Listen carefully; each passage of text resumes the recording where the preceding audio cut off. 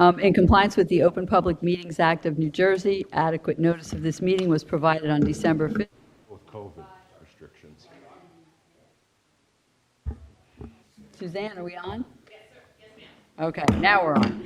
In compliance with the Open Public Meetings Act of New Jersey, adequate notice of this meeting was provided on December 5th, 2025, by sending written notice and electronic notice to the Courier News and the Breeze, posting on the website and the bulletin board in the municipal building, and filing with the township clerk. Roll call, please. Councilman Bacco? Here. Councilwoman Isla? Councilman Kirsch? Here. Councilman Ring? Good evening here. President Geiger? Here. We will now stand for the Pledge of Allegiance. I pledge allegiance to the flag of the United States of America and to the republic for which it stands, one nation, under God, indivisible, with liberty and justice for all.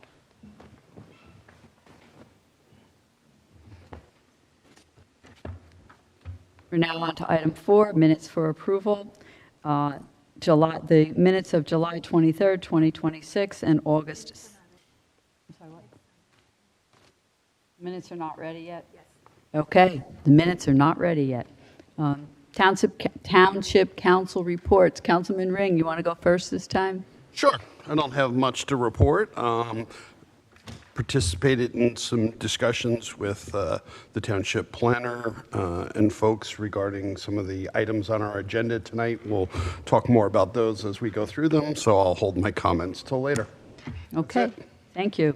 I will go next. First of all, big thank you to the Department of Public Works. I had mentioned to Mr. Pappas that there was growth around the Hamilton School sign. You must have mentioned it to the DPW, and within 24 hours, they cleared the sign, so parents who are looking for Hamilton School will now be able to find it. Councilman Kirsch and I attended the Plan New Jersey baseball game, and I will let Councilman Kirsch tell you more about that. I do want to note that the Environmental Commission, headed by Jeff Foose, sent the mayor and council a lengthy email about the bamboo and other invasive species overgrowth in town. The state has banned bamboo sales of the invasive type. It's going to take probably years for that to actually take effect and have a meaningful impact in New Jersey, but it's a start. Also, the Environmental Commission will be researching this and looking into what other towns in the area have done. We don't necessarily need to reinvent the wheel. We can look at other people's ordinances and pick and choose. They're discussing whether or not we should prohibit we probably will be prohibiting new plantings. They're also discussing what to do about containing of current plantings and treating invasive species as a nuisance with the right to cure first before people are fined, so we wouldn't have to have a whole new set of rules and regulations if it just became a nuisance and fell under our current regulations and rules with respect to nuisances. And they're also looking to promote native plant species. I also want to note that a resident sent me some research about speeding signs, the radar signs that show you how fast your vehicle is going. It's called a DSMD, a dynamic speed monitoring display sign. I have forwarded those articles to the administration to send to the chief and the traffic safety officer for comment to see if that's something that would work in our town. Apparently, the gist of the articles from my perspective was that it's not going to work on most streets. They tend to work best where the speed limits are changing, where people maybe are coming off a highway onto a lower speed street. That's where they seem to have the most impact. So we have some, yes. And what they've historically said is they're beneficial for like a week. After they're there for a while, people become immune to them. And that's what the article said too. If they're that where they tend to be successful is only if the speed limit is changing. If you're just on a regular road, exactly. Yep, what you just said. I also want to note that the Bridgewater Raritan High School has ranked 77th in the state for AP coursework and exams. Our participation rate I thought this was amazing. Our participation rate for our high school students in AP is 48%. And I believe that's only among seniors, but I thought that was pretty impressive. And that is my report. Councilman Kirsch? Thank you, Madam President. At the last meeting, I reported out on two of the stops on the August 3rd tour with Congressman Kane through some Bridgewater operations. Wanted to report out on the other two. We visited the Somerset Food Bank over in the area near UPS. And one of the things that was celebrated was I believe it was $4 million grant that was provided from Congressman Kane in the federal budget that will allow the food bank network to substantially increase its operations, serve the needs of those in the community that are food insecure. And then the other, the final stop was at Care One. That's one of our assisted living facilities. Spoke with some residents, spoke with the administration. There are some specific asks that I have as takeaways, and we'll be following up with the appropriate staff. Suffice it to say, individuals in our assisted living facilities are residents of Bridgewater, and their needs may be a little bit different than others who live in on residential streets and leverage potentially different services. But I did pledge that each and every one of them matters to us on this dais and in the administration, and that we would continue to be responsive to their needs. As the council president mentioned on August.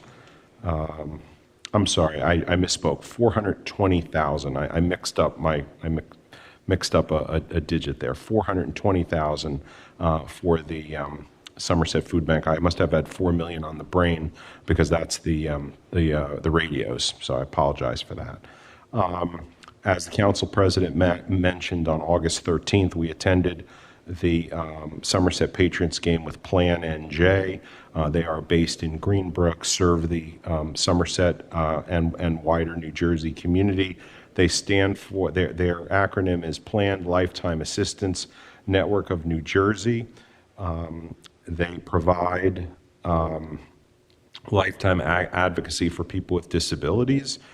The plan provides practical solutions for people with disabilities and their families. The nonprofit agency ensures people with disabilities are safe, secure, and thriving now and in the future. I've attended their event. It's a very nice organization. I've attended that event in the past. The following day, on the 14th, I attended the Senior Citizens Day celebration over at the Senior Center. That's always a highlight of the year, a highlight on the calendar. To spend some time with our seniors, and I reiterated on behalf of the council and the administration how much we value their contributions to the community in the past, in the present, and as well as into the future. Wanted to briefly mention two other items. A couple of months ago, I had quoted a New Jersey Realtors report, a Bridgewater snapshot. I receive this on a monthly basis, and just every few months want to report out. In this case, that nothing new. The real estate market in Bridgewater is very healthy.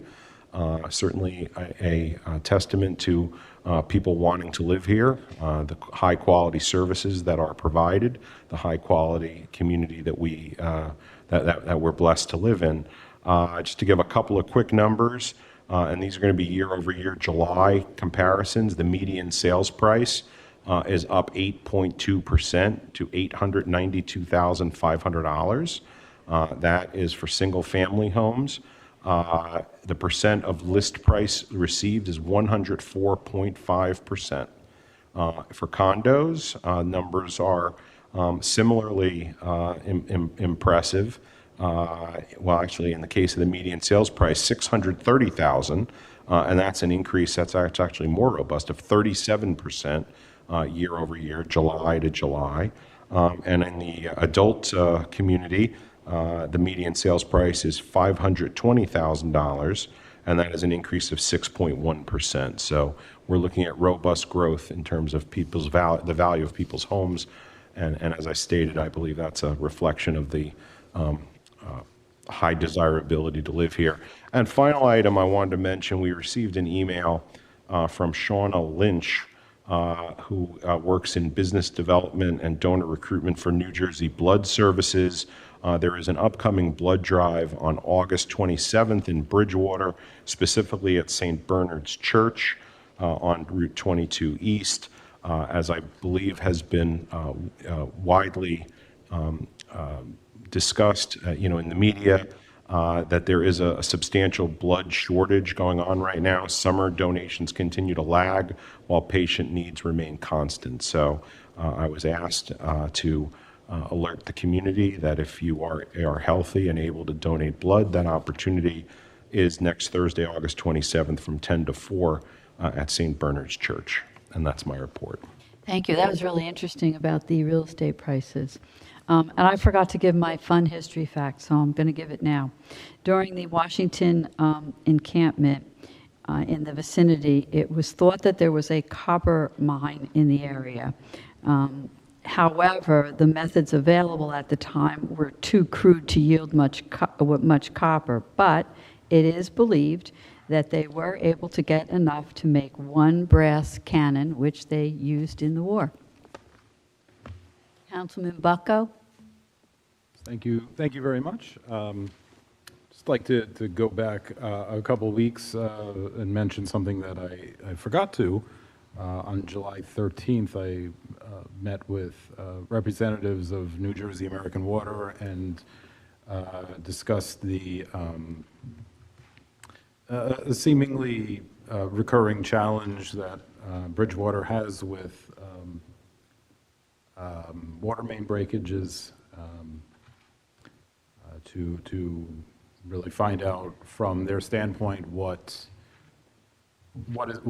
is going on and why we seem to have that reoccur.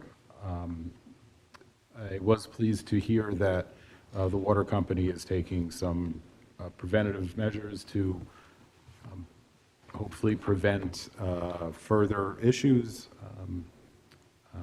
But as history would then show, we had another water main breaks shortly after. So obviously that work is ongoing.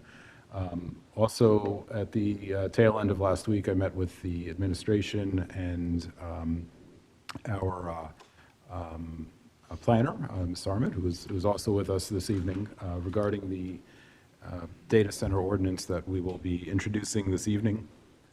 I think there was a very good discussion and very good outcome of that, which we will see the results of. On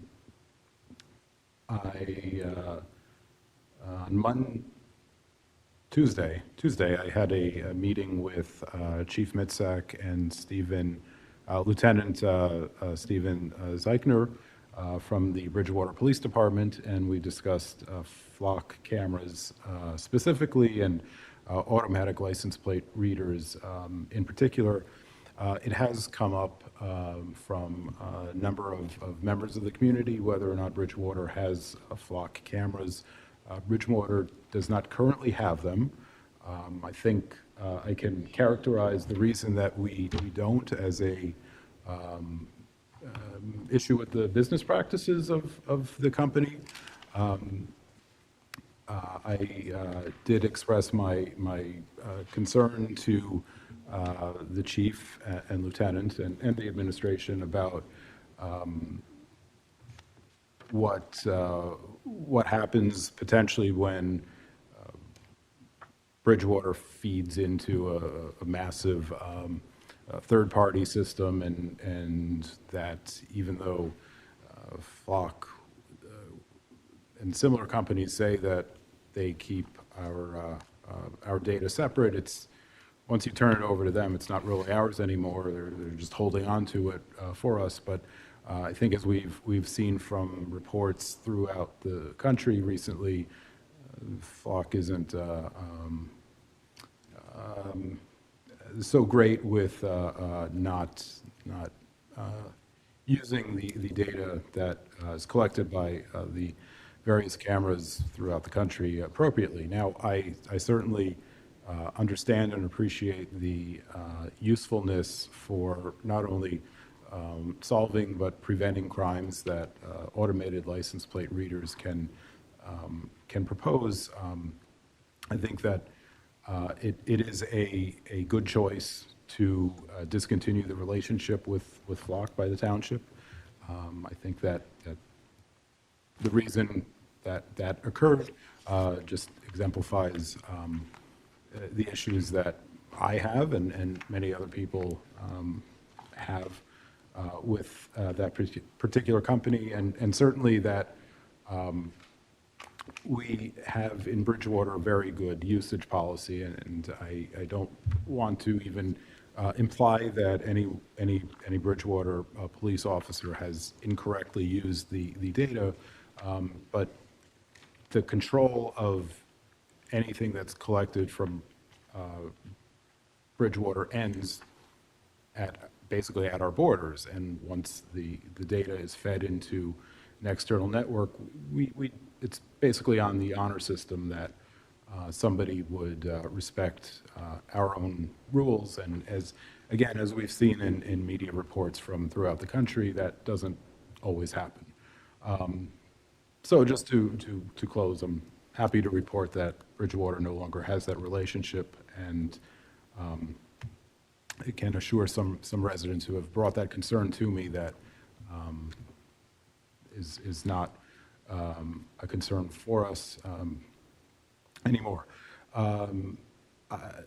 Earlier today, before it began raining, I had the opportunity to tour the quarry on the end of Chimney Rock Road. It was very eye-opening to the scale of the operation there and what the quarry does on a regular basis. So I'd like to thank the management for doing that. And finally, last meeting, some issues were discussed, and very passionate comments from members of the public regarding data centers and specifically what's tied to the redevelopment plan for the Gray Mark office tract. And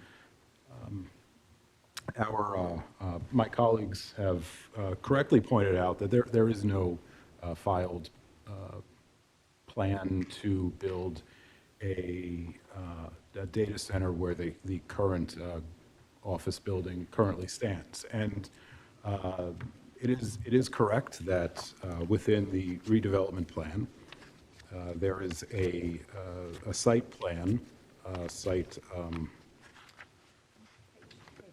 land use plan, conceptual land use plan that does indicate that the front of the property is not subject to a data center, which was introduced to the previous council on March 20th of last year, which I think that the concern by members of the public were really reignited when this particular plan was filed as part of a subdivision request, and it indicates a phase 2 building on that plot.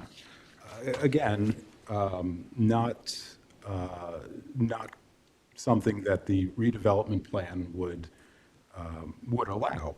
And I would also curiously notice that the date on this plan, and I'll pass out copies to my colleagues up here, says that it was created on April 8th, 2025, which was after the redevelopment plan was introduced. And there have been some words thrown around, such as bad faith, and I could only wonder if it's bad faith to draw up a plan knowing that there's this redevelopment plan after it's been drafted. Maybe that's just some sloppy work. That's my report. Thank you. Thank you, Councilman. Town Administrator, are you going to give us the mayor's report? Yes, ma'am. A couple of things. One is the council at the last meeting tabled a resolution, and it appears on this evening's agenda as Resolution 12B. And I would ask that that be put off again. I was personally in that area and saw some of the questions that have been raised, and feel it needs to be looked at a little bit more closely. So I would ask that that be removed on behalf of the administration until the next meeting. Also, Resolution 12D for Solaris Corporation.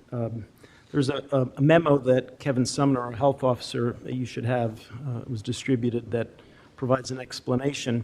And I just actually thought of this just before the meeting and haven't had a chance to speak to Mr. Corsini about it. But Mr. Corsini, I'm wondering if 12D, there could be some slight change that would limit this approval by the council, the effectiveness of this resolution to this site for the Solaris Corporation. That it wouldn't necessarily be something that would be tied to the property, but that the Solaris Corporation has made this request and that it would be for them at this location versus approving this use for that property.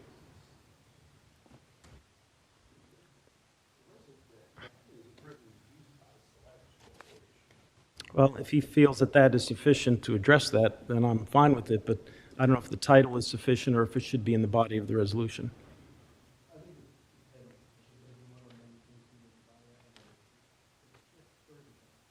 So that would be a request. So I don't know where you would amend that. Maybe you could think about that until between now and the time the council. When we get to it, maybe somebody will amend it. And we'll also,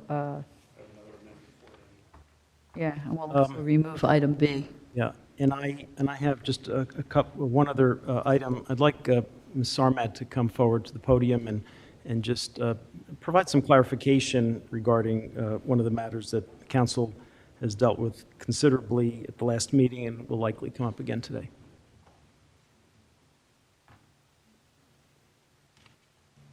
You just provide the prompt, like what? Well, it was the clarification about the redevelopment plan. Oh, yes, and We had Councilman discussed. Bucko just provided kind of a summary, but I think is your mic on? it is on. I'll just Okay. move it up to my mouth a little better. Councilman Bucko just did provide a summary of kind of the issue at hand, and just as a way to clarify even further, the concept plan that was brought up at the last council meeting on 1200 Route 22 was inadvertently included in their preliminary subdivision application, which was application 25-021 PB. Had nothing to do, a subdivision plan doesn't include any site development, and so it had no place being there. But nevertheless, it obviously created a lot of excitement from people who were interested in why it was included and came to the meeting nervous that that was what was up for discussion or part of the application. I think Councilman Bucko used probably a good word to describe it as sloppy, in that it was included in an application that it had nothing to do with.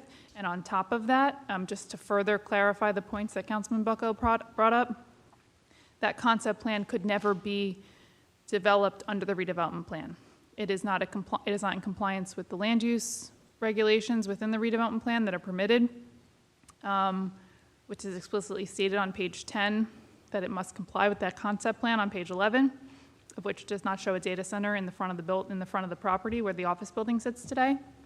And therefore, under the redevelopment plan, that could never be constructed. You cannot seek a use variance under a redevelopment plan. You cannot go to the zoning board and seek any relief. And so that concept plan effectively should mean nothing. If you want to look into it or read into it in a different way, of course you can. But effectively, it is meaningless in what the township will be bound to do, or the township will be bound to consider, or the township planning board will be bound to consider in the future, mostly because, in summary, it does not comply with the redevelopment plan as adopted now. what concerned me about it is the fact that it's dated April 8th, 2025. So I could see if they had had this done, they were going before the planning board with respect to the getting the variance for the 3 properties. And maybe they, have just had this done at the same time. But this had been done, well over a year ago. And so it's been on their mind for well over a year without disclosing that, presumably, to anybody on this dais, without disclosing it to the town. I just thought that was personally disturbing.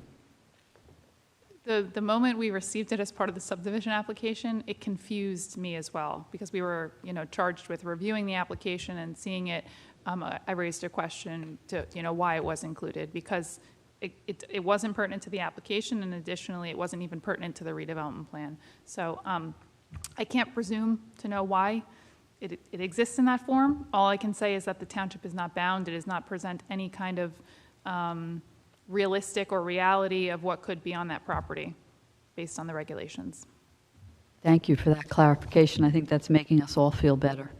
Thank you. Madam President, there's a little bit of an additional clarification that's required, which is, looking back at that property, I know we are very limited with what we can say given the litigation, but throughout 24, 25, and 26, this is now the 3rd year that we've been addressing that property.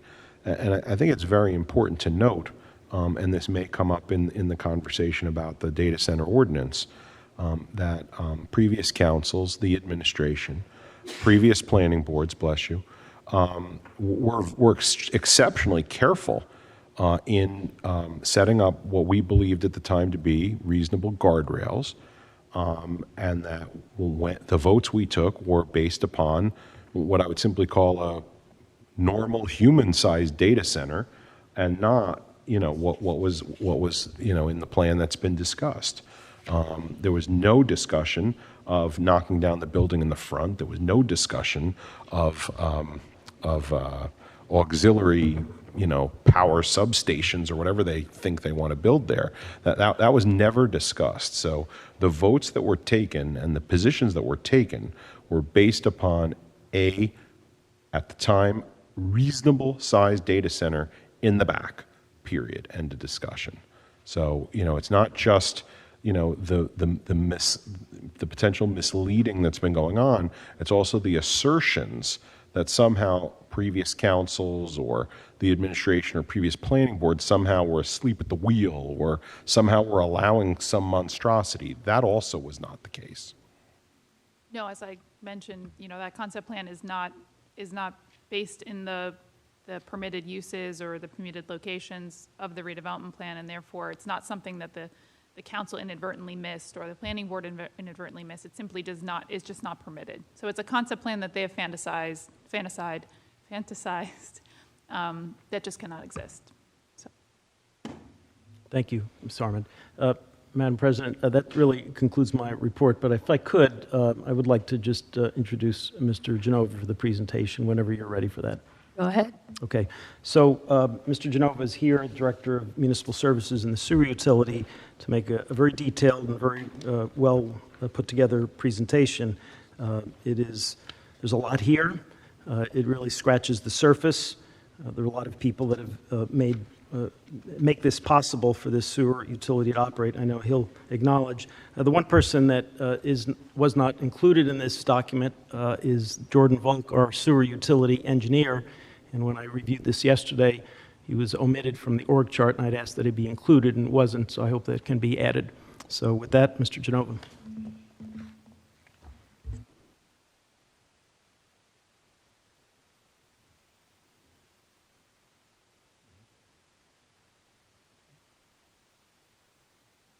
Thank you, Mike. I'm just waiting for Suzanne because we're not live yet.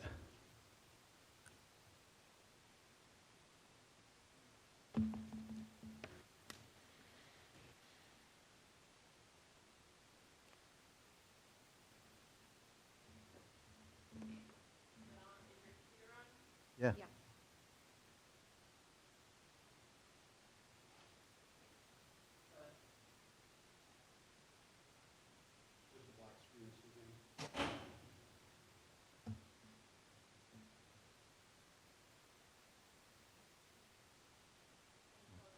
plug the...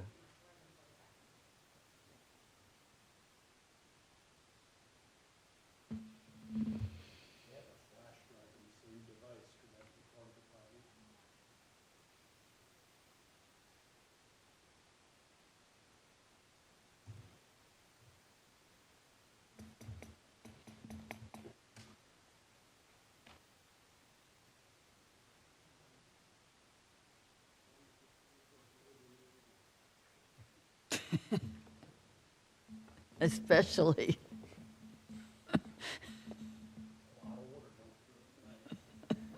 Yeah.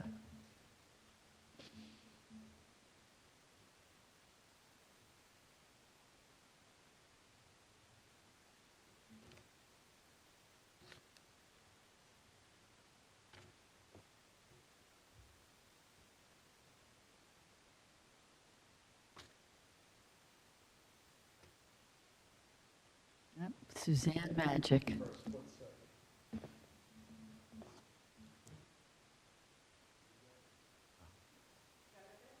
Yeah.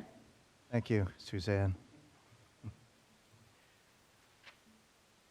Good evening, and thank you for the opportunity to discuss the Township of Bridgewater Sewer Utility. I'm Tom Genova, the Director of Municipal Services and the Sewer Utility. I oversee the sewer utility and all divisions of municipal services. We have an outstanding team, and I would like to introduce a few of the staff both here and not tonight. Starting with William Burr, Township Engineer. He is not present. Bill is an integral part of the team. He has the office next to mine, which facilitates collaboration in person. He is an invaluable resource which brings a wealth of expertise to this team. Behind me, to my left shoulder here, is Richard Schimpf, Superintendent of Public Works. Dickey is the superintendent of all of the Public Works divisions, including sewer maintenance. He leads by example and is someone we can all count on. Public Works drives our township's daily quality of life. Dickey's exceptional leadership consistently delivers results. Another one that's not here tonight is Anthony Crawford. He is the foreman of the Division of Sewer Maintenance. Anthony goes above and beyond to keep the sewer utility running, attending service calls day and night, as well as weekends when necessary. To say Anthony is dedicated to this team is an understatement. Also not with us tonight is Anthony Gallo, Assistant Township Engineer. Anthony has a depth of knowledge and critical thinking skills that make him a tremendous asset to this team. He has a rare ability to tackle any engineering challenge at a moment's notice. With us tonight is Kyle Bohm, Senior Engineer, Project Manager. He's an essential part of the team. Kyle brings not just intelligence and insight, but reliability that is second to none. Jordan Volk, with Collier's Engineering and Design, serves as Sewer Utility Engineer. Jordan and his team have an in-depth knowledge of our sewer utility infrastructure and provide exceptional service. Kunal Dash, Project Engineer, also here tonight. Always willing to help with projects, big or small, Kunal has institutional knowledge from his history of more than 2 decades with Bridgewater Township. To my left, Lauren Vitti, Confidential Administrative Assistant to the Director of Municipal Services. Lauren is the backbone of Municipal Services Department. She has exceptional organizational skills and keep our entire offices and divisions running smoothly. We're incredibly fortunate to have her on this team. Also here tonight is Laura Scolarise, Engineering Secretary, provides administrative support for our team as well as exemplary customer service. Impossible to name everyone in municipal services and the sewer utility, but each one important pieces of keeping continuity. So with that said, I'm going to interrupt you just for a minute. For anyone who's watching this live stream who may have tried to get in We're aware of the fact that one of the two entrance doors is locked. That's by fire code. It's always locked. The other door that normally is open was jammed, so I apologize if anyone was out in the rain and couldn't get in. We are taking care of the problem, and if you were trying to get in and care to come back, the room is now open. I mean, a lot of people made it in here. It didn't jam until at least 5 after 7, because Mr. Curtis made it in by then, but if it's still jammed, it's not, well, it won't be jammed, we're fixing it. Yeah. We'll address that right now. Good thing we have Mr. Schimpf here. Just like he addressed the sign at Hamilton School, it was like, boom. Thank you. I was totally impressed.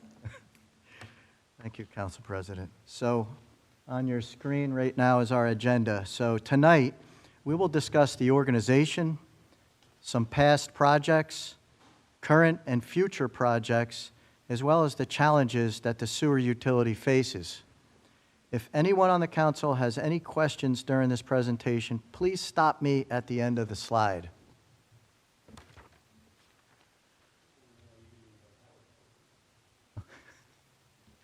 Organization. The sewer system in Bridgewater is roughly 65 years old. Its function is to collect wastewater from residential, commercial, and industrial facilities throughout the township. Wastewater is conveyed via approximately 350 miles of collection lines and 50 miles of trunk sewer to the treatment facility at the Somerset-Raritan Valley Sewage Authority.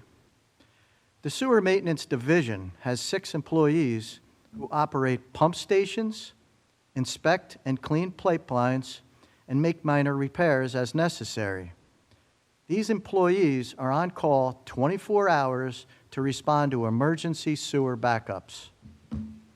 The divisions of engineering, code enforcement, and the finance department support the sewer utility in various functions each year. So the next screen, perhaps difficult to read, but I have here an overall map of the township sewer system color-coded by each trunk sewer. On the left, in red, is the North Branch trunk. On the right, in green, is the Middlebrook trunk. And pink in the middle is known as the Bridgewater trunk. On the next screen is a visual representation of the Middlebrook trunk sewer, one of our 2 major trunks. Warren Township accounts for 40.6% of the flow in the Middlebrook trunk. Towards the top of the page is the Township of Warren, whose flow travels along Brookside Drive to the Gilbride Road pumping station, and from there to Chimney Rock Road.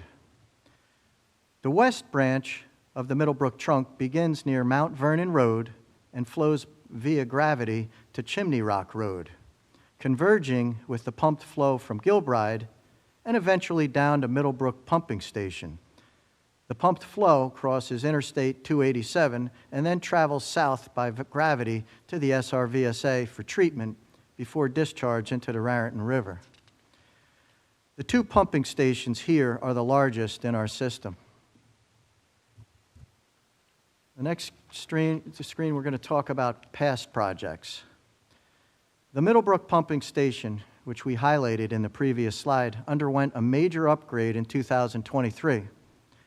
A bypass was installed as part of the Phase 1 improvement project that allowed flow to be directed around the pump station. Now the flow can be pumped with, above ground temporary pumps if the station is down for any reason. This improvement was required to the major improvements that are scheduled for Phase 2. The Gilbride Road pumping station suffered a total pump failure in 2021 and required an emergency contract to put the station on bypass. Long-standing operational issues for this station were not addressed during the emergency repairs. The next screen has to do with our current project. Or Mr. Genova? Yes, sir. Does it also make sense, just so that everybody has clarity, at those 2 pump stations, there are 3 pumps each, that purposefully operate, on a cycle. You couldn't possibly run one single pump, forever. So there is purposeful duplication, and there is purposeful ability to, use one or two and rest one or two. That's absolutely correct. And when we talk about Gilbride, it was the worst-case scenario where we lost all three. So, any other questions before I? Thank you. Okay, current projects. Day in and day out, the sewer utility responds to residents' concerns of emergency sewer backups, perform regular inspection and cleaning, maintenance of pipes, and operates each of our 5 pumping stations. The Middlebrook Pumping Station that was originally constructed in 1969 has averaged dry weather flow of 1.75 million gallons per day and has peaked to over 4 million gallons in wet weather events. This station is extremely important, not only to Bridgewater Township, but also Warren Township, as 40% of the flow originates from Warren Township. As I mentioned on the previous slide, the Middlebrook Pumping Station Phase 1 improvement was completed in 2023, which allowed for a full station renovation. The $4.1 million Phase 2 improvement project, which will be performed starting this year, 2026 and 2027, has very attractive financing by the New Jersey Water Bank program. The contract requires the contractor to submit shop drawings and materials for the materials and equipment. Once the shop drawings had been reviewed by both Collier's Engineering and Design and the township staff, the contractor will release equipment for fabrication. The contractor is prioritizing the submissions of long lead time items such as pumps, controls, electric panels, generators, etc., which may take several months.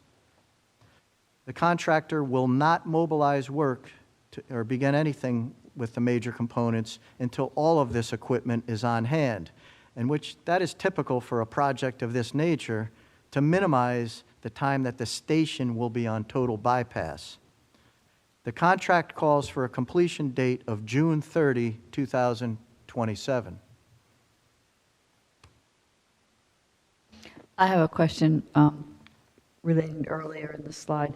When you talk about the 40% of a Warren Township, that it runs through our system, or 40% of what runs through our system comes from Warren Township. Is that 100% of what Warren Township pumps?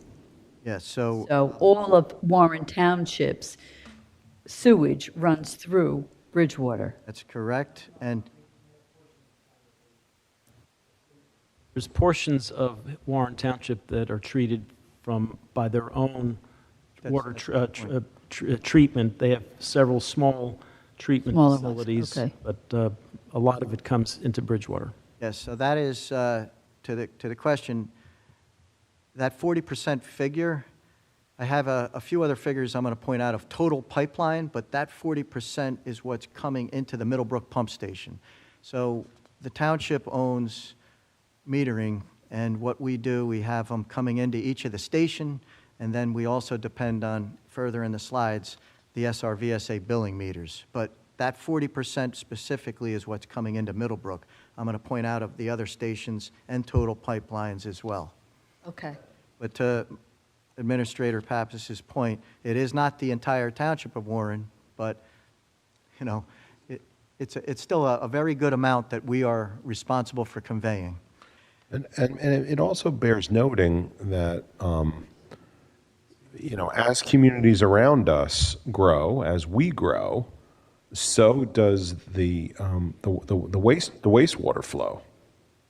And that's exactly correct, and I'm going to touch on that in one of the future screens as well. As I mentioned on the previous slide, the Middlebrook Pumping Station Phase 1, oh, I already said that, I'm sorry. There we go, I'm sorry. Good thing I have Lauren here. Future projects. There are three major projects on the horizon of the township sewer utility: the Gilbride Road Pumping Station, the Headgates Dam Sewer Siphon, and the need for inflow and infiltration mitigation. On the next slide, we're going to zero in on Gilbride. The Gilbride Road Pumping Station is unique.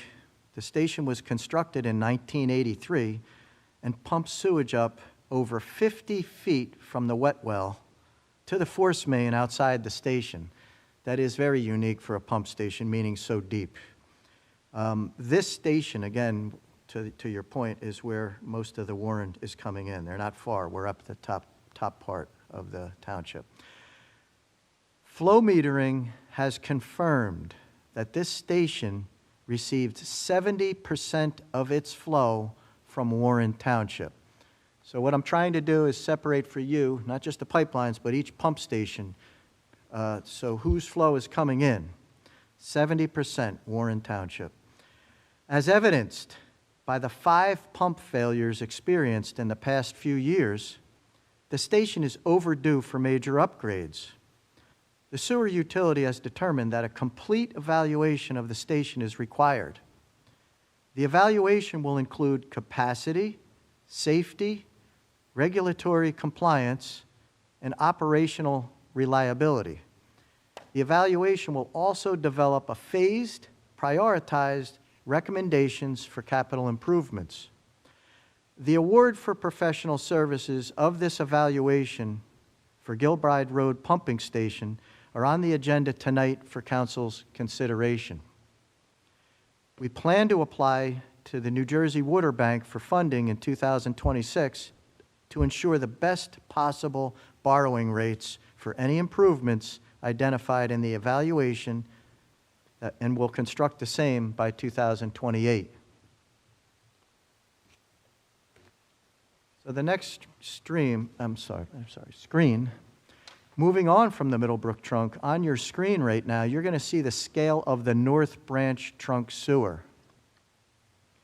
This trunk originates near Sunset Lake and captures flows from most of the western third of Bridgewater Township. The locations marked in green are metering chambers. These measure the wastewater flow that the North Branch trunk accepts from the township of Branchburg. Branchburg accounts for 53.8% of the flow in the North Branch trunk. All collected flow eventually reaches meter chamber 1, where it continues in a conveyance system owned by SRVSA to their treatment plant. I would like to draw your attention to the red highlighted text on the left, the Headgates Dam, as we move forward to the next slide. The Headgates Dam. Originally constructed in 1842, the Headgates Dam diverted water into the Raritan Water Power Canal, which drove mills and hydroelectric power for businesses in that area. The dam sits immediately downstream of the township's 54-inch North Branch sewer, the trunk. Shortly after NJDEP negotiated a settlement for the removal of the dam with Epic Polymers, it was identified that the sewer would be unstable if the dam was removed.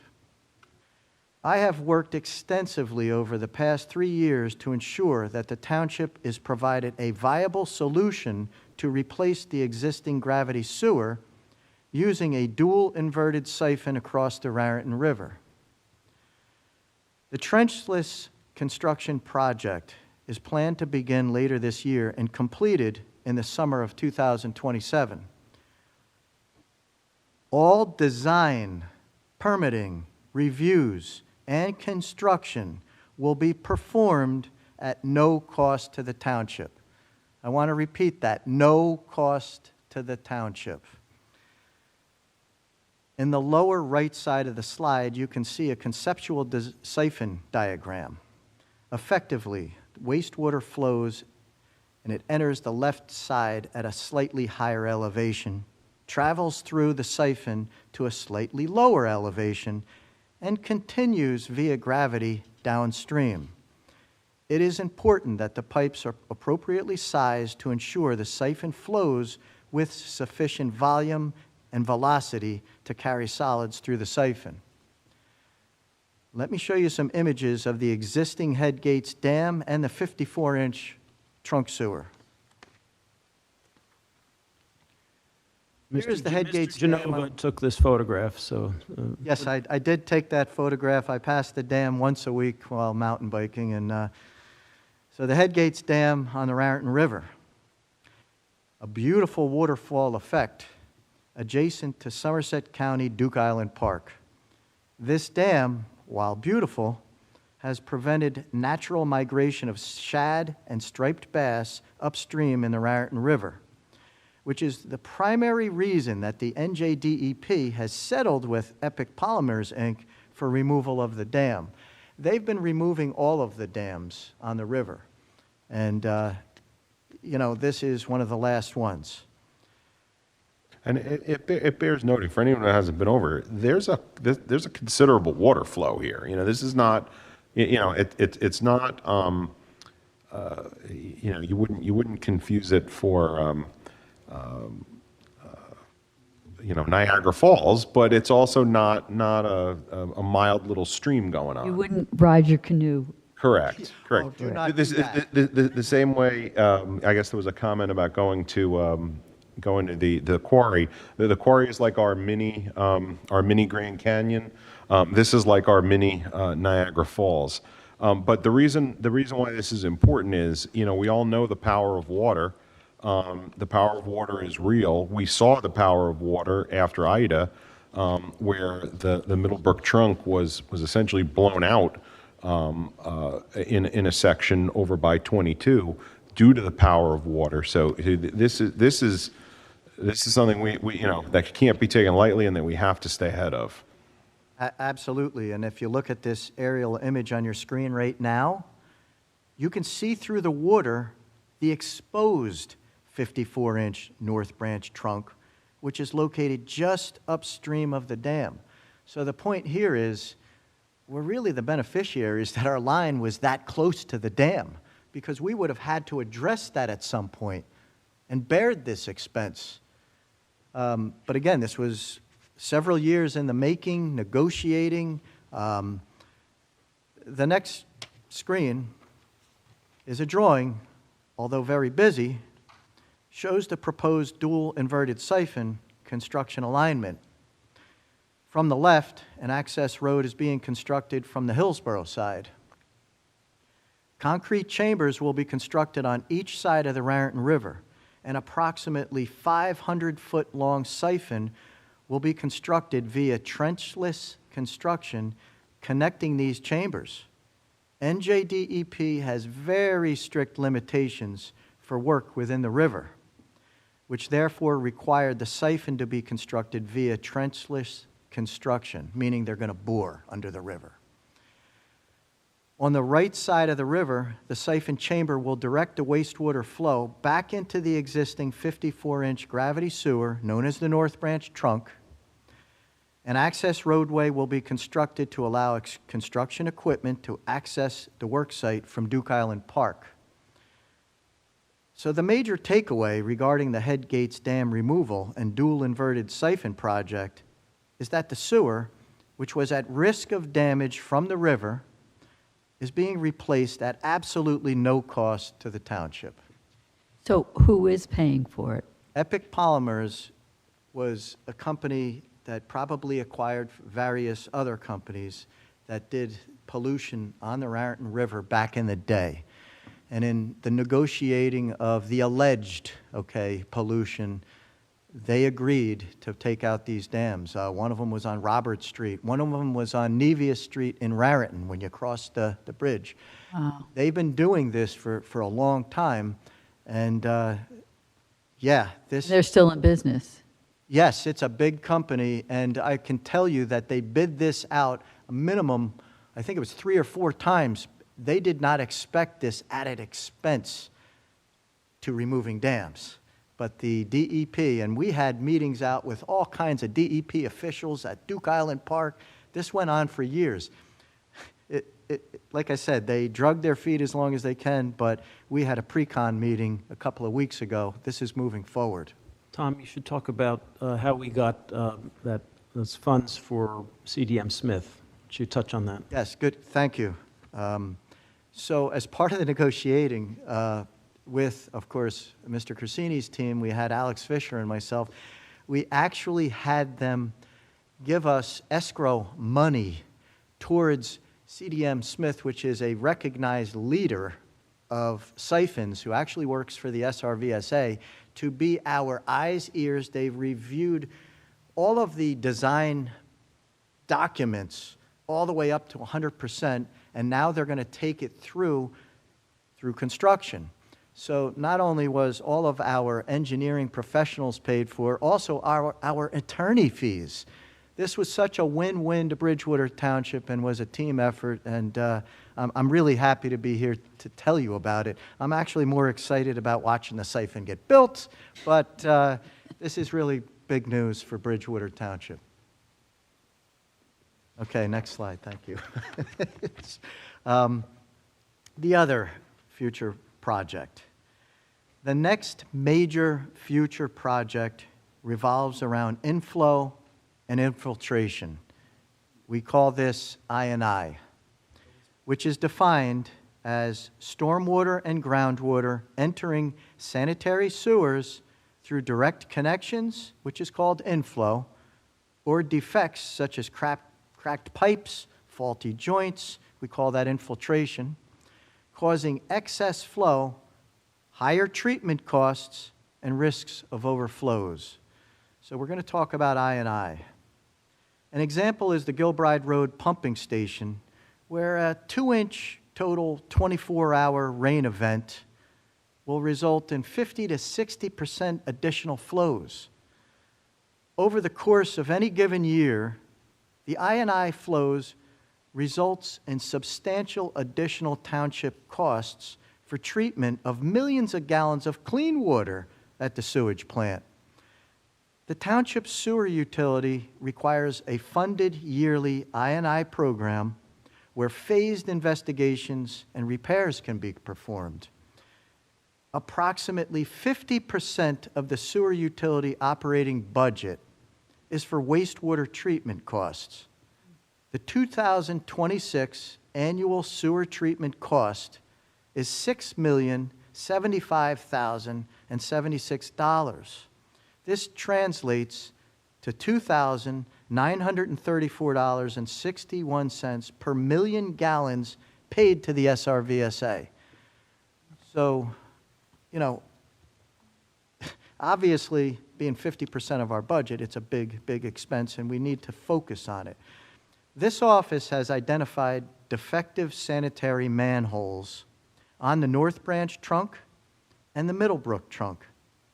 Some of these manholes have become compromised and require reconstruction and repair to stop all the surface water from entering the same. In addition, some sections of both sewer easements are overgrown, and it's going to require clearing of trees and brush to provide access to the easements so that the manholes may be located and inspected. This project, which will be phased, will result in reduced treatment cost. The 2027 budget request will include funding for this I&I project. It should be noted that a lot of these trunk areas are located in low-lying areas next to rivers and so forth. Some of these manholes aren't even sealed. And when the water level rises, water entering them is what I call low-hanging fruit. This is an easy fix, and it would save us millions. So the next... That sounded really good to me. Yeah. We fix this and it'll save us millions? All right. Well, but it's not only savings of the SRVSA money, it's also wear and tear on the system. You know, all this water that comes through the pumping stations now has to, has to be pumped through, the cost of doing that, the wear and tear on that. So, it's multifold. It's not only the reduced bill from SRVSA, which is always welcomed. Thank you, Councilman Kirsch. So the next screen is challenges. You have all received a lot of information about Bridgewater Township's sanitary sewer system tonight. In this slide, I will discuss some challenges that face the sewer utility. Sewer infrastructure is often forgotten. People flush the toilet. Many people never think of what happens thereafter. The system requires regular maintenance, routine upgrades, and occasional overhauls to continue functioning. Our trucks, excavators, specialized cameras, jet vac trucks, they're all used every day and require regular maintenance and occasional replacements. Speaking of which, a 2026 CAT 420 backhoe award will be on the September 3rd, 2026 council agenda for consideration. The sewer utility budget request will include a line item for capital improvement projects. We will work on creating a 5-year forward-thinking program for necessary large-scale improvements that will require capital funding. I talked about I&I, and a major reason for this, because approximately half of our annual budget goes down to the SRVSA for treatment, over $6 million a year. But reducing inflow and infiltration can help bring our total flows down, allow more of our budget to go towards maintenance of the equipment, infrastructure, and staff. Our staff works hard every day, and sometimes through the nights and weekends, to ensure that the sewers keep flowing. Our collection system, trunk sewers, pumping stations, equipment, and staff depend on this council's approval. I thank you for your continued support of the sewer utility and for the time you've allotted me for this presentation. Thank you very much. Does anyone on the dais have any questions? Okay. I'll just simply make the comment that there has been a history of investment in our system. Obviously, we'll see, how that continues, but it feels like there is a will to continue that investment and understanding that the sewer utility is not something that we or our residents want to see, and that the way to avoid that is through purposeful investment and the operations that you've talked about. It bears noting that you mentioned the individuals who are in the Division of Sewer Maintenance, the laborers and the drivers and everything else. They're in our neighborhoods every day on a regular schedule, proactively servicing the system to make sure that it works, to make sure that in advance of an intense storm like we just had, that we can withstand the additional pressure that comes with that. Thank you. And speaking of our team, to the public out there, when you see Public Works out there, just give them a wave. They day in and day out, they are always behind the scenes taking good care of Bridgewater Township. Madam The President. comment that I get most frequently from people is just how nice the Public Works employees are to them. That they're always very nice and very polite and try very hard. Thank you. And I hear that a lot. Good to hear. Thank you. And I'm sorry, one other quick comment is we are not unique here. Other communities around us, there's a lot of teeth gnashing going on right now about what they have to do with their sewer utility. It is aging infrastructure. We mentioned that our pump stations, one was built in 1969, one in 1983, the pipes and everything else. It's getting older every day, and there are some very serious conversations going on in our surrounding municipalities, many of whom are not in as strong a position as we are right here, right now.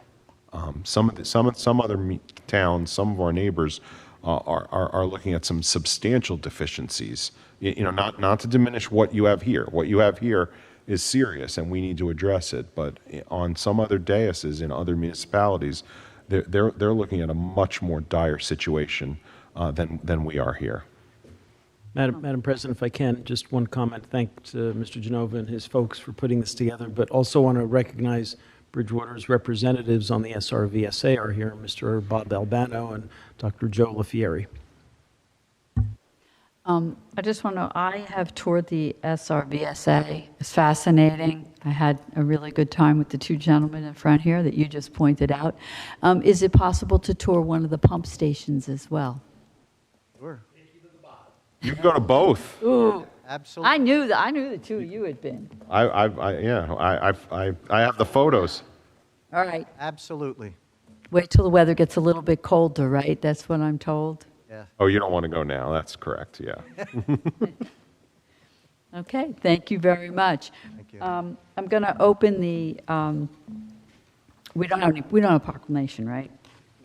Yeah, so I'm going to open the meeting to the public, and I'm going to ask that anyone that specifically wants to address anything that Mr. Genova has commented on or the presentation, maybe if the other members of the public would let them go first, and then if there's any questions they have that Mr. Genova wants to answer, they could do that, and I will allow some extra time if needed so that all of those questions can be answered and the information can be covered. It's also worth noting there's a separate public comment on the 10A Right. ordinance. Yes, that's correct. So anyone that wants to comment on the omnibus ordinance will have a separate opportunity. You don't have to use your time to comment on it at the regular public comment section. Motion to open the public. Members of the public wishing, I need a second. I'll second. I always look at you. All in favor? Aye. Okay. Members of the public wishing to address the council on any matter will have 3 minutes to speak, which may be extended in the discretion of the council president. An additional minute will be allotted for responses to comments from the dais. Mr. LaFieri, how are you? Did you sign in? Oh, sure.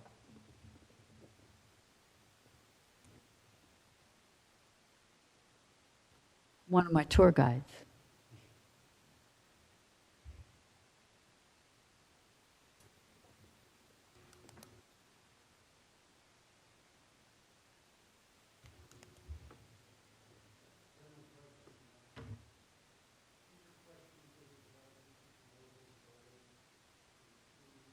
Yes. Hi, my name is Dr. Joseph LaFreri. I'm a commissioner on the Somerset-Raritan Valley Sewage Authority, representing Bridgewater. Thank you very much. I listened to Mr. Genova's presentation. I agree with everything he said and presented in his presentation. And I would like to offer 2 points. And I don't know, as far as the rags in the centrifugal pump you had there, have you guys considered putting a commuter upstream of that?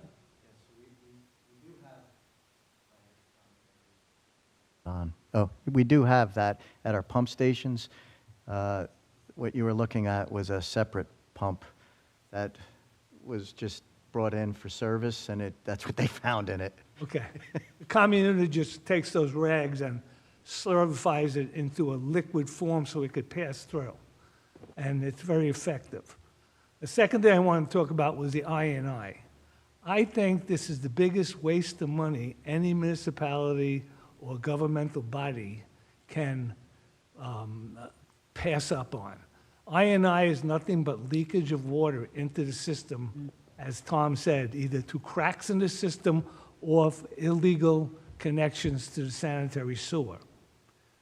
And that's something that that's a lot of water comes down a roof, goes into a sewer. A lot of people collect their water and send it into their own sewer and their illegal connections, and we're paying through the nose to take care and treat that kind of water. And that water is clean water. How do we stop that? You can, well, there's things they used to do in the old days. I don't know if they still do them today, but you can use what they call smoke tests. That's right, that's right. It scares a lot of people because they think the house is on fire. But that's how you can tell. You go down the street, if you see smoke coming out, it means that they have illegal connections to the sewer. So I don't think they do that anymore because it gives people heart attacks, I would think. But anyway, if you can determine where the illegal connections are and fix them, you can save a boatload of money. And certainly have a program of I&I, which I believe you already have, right? We are, in our 2027 budget request, we are going to make the request to start the program. And to your point, sometimes we have the code enforcement division go in to do inspections in various buildings, and they have good eyes. The plumbing subcode comes back and say, hey, we saw a sump pump attached here and so forth. When there's an open permit, we catch them all the time. We've had people that put their roof leaders into the sanitary system.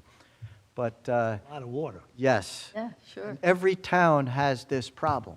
And when you have an extreme rain event, it really causes havoc. Just to give you an example, Somerset Raritan Valley Sewage Authority is rated for like 24 million gallons a day. When it rains, we peak out over 80 million gallons of water going through the plant.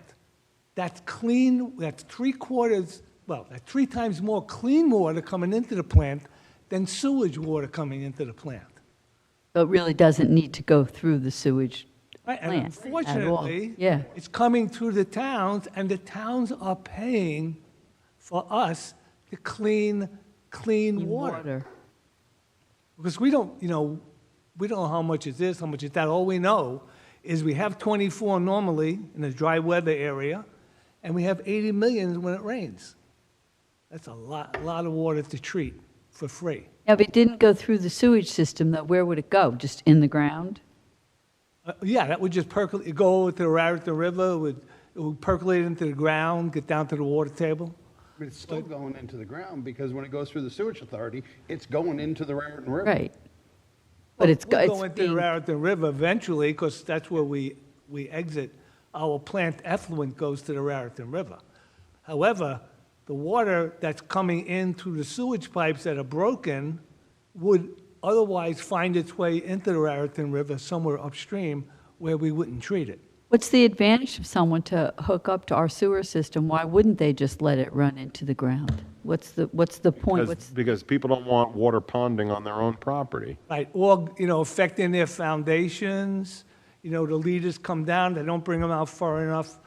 The water will pound up around their foundation wall, leak into their basements. So they just put a Fernco on the pipe, cut a hole in the pipe, and take the water from outside right into the sewage pipe. So, It bears noting I that- just wanted to reflect my opinion on Tom's presentation, and I concur with everything he said. So, thank you very much. Thank you, Joe. Appreciate that. Thank you very much. But it just bears knowing there's two different systems going on. There's the storm sewer system separate from the sanitary system. And there are instances where people are draining water into the storm water system. And under certain circumstances, that is acceptable. Sure, sure. It's when people are basically seeing one drain, they don't understand, or maybe they do understand that there should be a difference, and they're basically getting water out of their property through the mechanism that they believe to be appropriate. Well, shouldn't people be hiring plumbers or other experts to do this? Ideally. And they should be getting permits, right? They should be, and obviously, if it was permitted, that would never be allowed. Okay. But sometimes there are plumbers that go ahead and do something like that, the easy way out, leaving the homeowner with a problem. They go to try to sell that house, the home inspector is going to point it out and say, that's an illegal connection. I had that when I bought my house. Okay, so It was dumping into the sanitary sewer line. I just bought a house and had an inspection. It means I don't have that problem, right? Good. Your inspector did the job right? Yes. Mr. Albano, good to see you. Good evening, honorable council members, Mr. Pappas, Mr. Genova. I am glad that the council and the administration are tackling a problem that has been around for a long, long time. And Dr. LaFieri is correct. We are treating clean water, except there is no option. Once the water goes into the sewer pipe, the sanitary sewer pipe, it must be treated. And so when 80 million gallons comes in, we treat it, and you pay for it. And so in the dry weather, we're running like I think in June, we were pretty dry. We're running about 14 million gallons a day. You get a heavy storm, I haven't seen this month's flow reports, but heavy rain, 40 million, 50 million, 80 million gallons. Unfortunately, we have the ability to store and treat it because we can't just out into the river. The difference, though, between the normal flow and the excess flow when it's storm, it's all illegal storm water that's running through our system, right? Illegal, Because it's not, people aren't using the bathrooms more often. God makes the rain, goes in the ground. We have cracked pipes. We have illegal connections.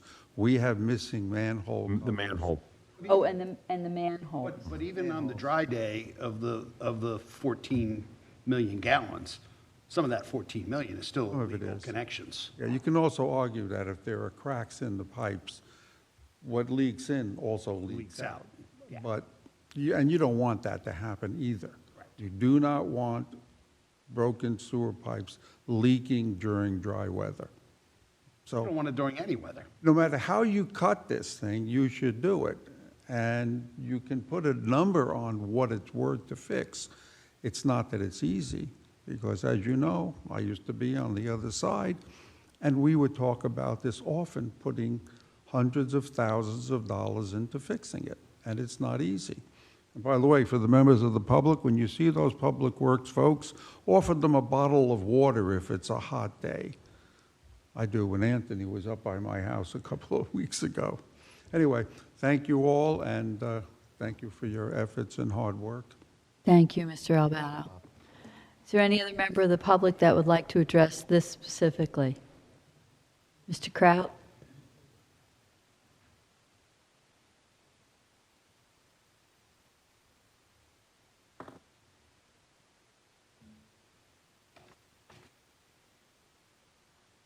Anyone else that wants to speak, you're welcome to come up and sign ahead of time, and then you don't have to wait to sign. Hi, Curtis Kraut from Adamsville Road, 199.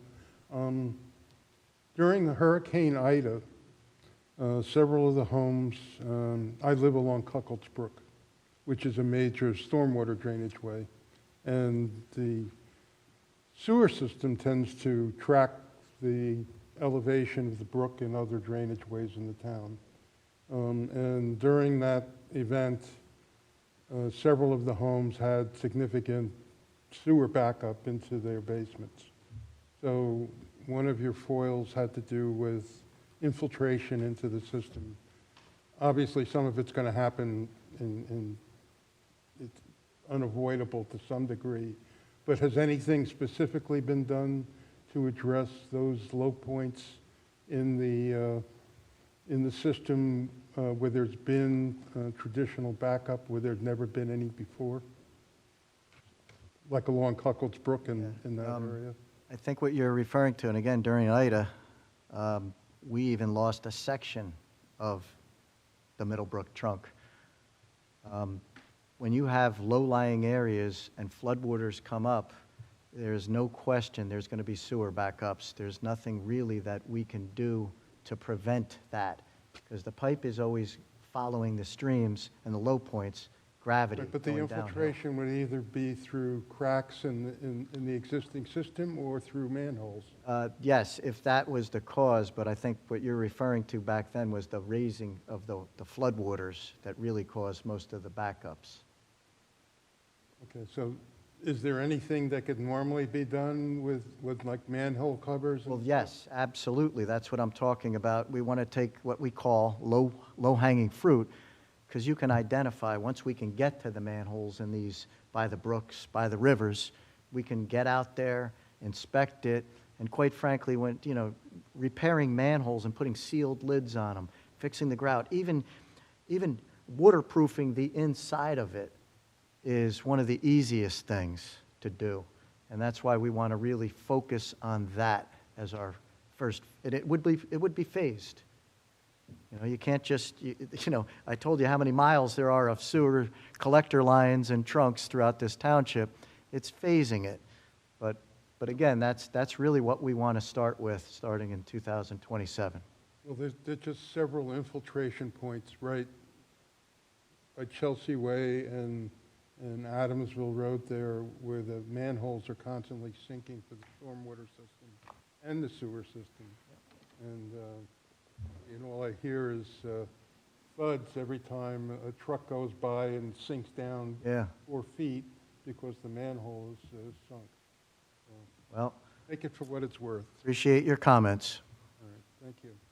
Thank you, Mr. Kraut. Is there anyone else that wishes to address this issue? All right. Anyone else wishing to address any other issue other than item 10A. 10A? Come on up. I saw you sign. Good evening, council members. Did you sign in? Good. Sign in already. I'm Tom Shaffrey. I was here in April with David Kitchen to discuss the problems on Vossler Avenue. Shortly after that, we did have some radar and police presence. Dropped it a little bit, but it has increased. I had sent a letter to the council earlier this week. I've been out, watched, calculated people doing 75 miles an hour on this road. There's one motorcyclist who likes to take the road. I estimated about 90 miles an hour. Because it's smooth, it was paved over a few years ago. It's a nice ride for a motorcyclist, but it still presents a problem. And as I said in April, I came 25 years ago or so because there was a lot of problems with people passing our children's stop school buses. Now, it hasn't changed. It has actually gotten worse. We need to have routine presence. There needs to be consequences to these people who are driving like this. Oh, I think it was one of your neighbors that sent me the articles. That was David Kitchen. I was here with David. Yes, and I did forward them on to Mr. Pappas, who I think has forwarded them on to the chief and the traffic safety department to see if any of the solutions recommended in those articles would work for us.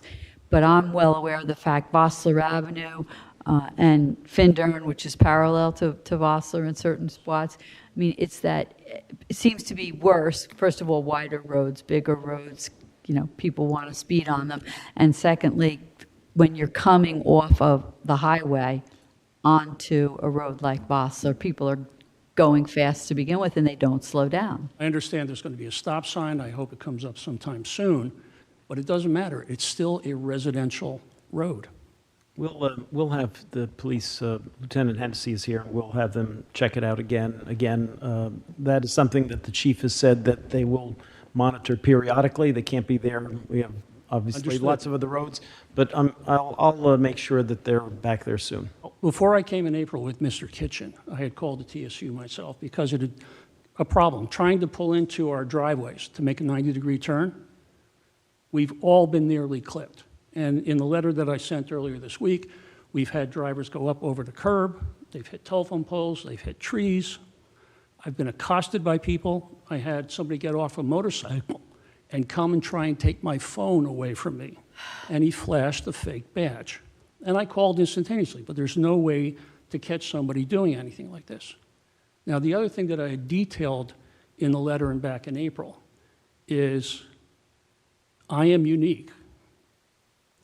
I survived a 45 mile an hour, at least minimum, head-on hit while riding a bicycle by a truck while in medical school. And for lack of a better description, walked away. Had a concussion, had some balance vestibular issues, had some therapy. When I was evaluated that night at my medical school, University of Pittsburgh, the neurosurgical trauma team was absolutely stunned that, one, I was not dead. 40% on-scene fatality, 80% fatality overall. The other 20% would be left with permanent neurologic injuries. The thing that saved me was my size. I kicked out of the bicycle, cleared the hood, tucked, rolled. The helmet took 2 hits, smashed the windshield of the truck, and then the impact sent me back the other way, and the helmet took the second impact. Wow. That will never happen again. No one will ever survive a hit like that. And what we now have is not just bicycles, but e-bikes and scooters on Vossler all the time. And I'm seeing trucks, full 18-wheelers, okay? And as I said, even cars. When we had the radar up there, car coming south was clocked at 65 miles an hour. When it was flipped to the other side, I saw the radar sign go off at 58. Anything like that that hits a child, it's going to be devastating. I've survived as a physician, former president of the Academy of Family Physicians here in New Jersey, former president of the Somerset Physicians Association, former congressional key contact for the American Academy of Family Physicians. I have seen what happens in accidents. Limbs are torn off. I have been on the scene of accidents with a partial decapitation.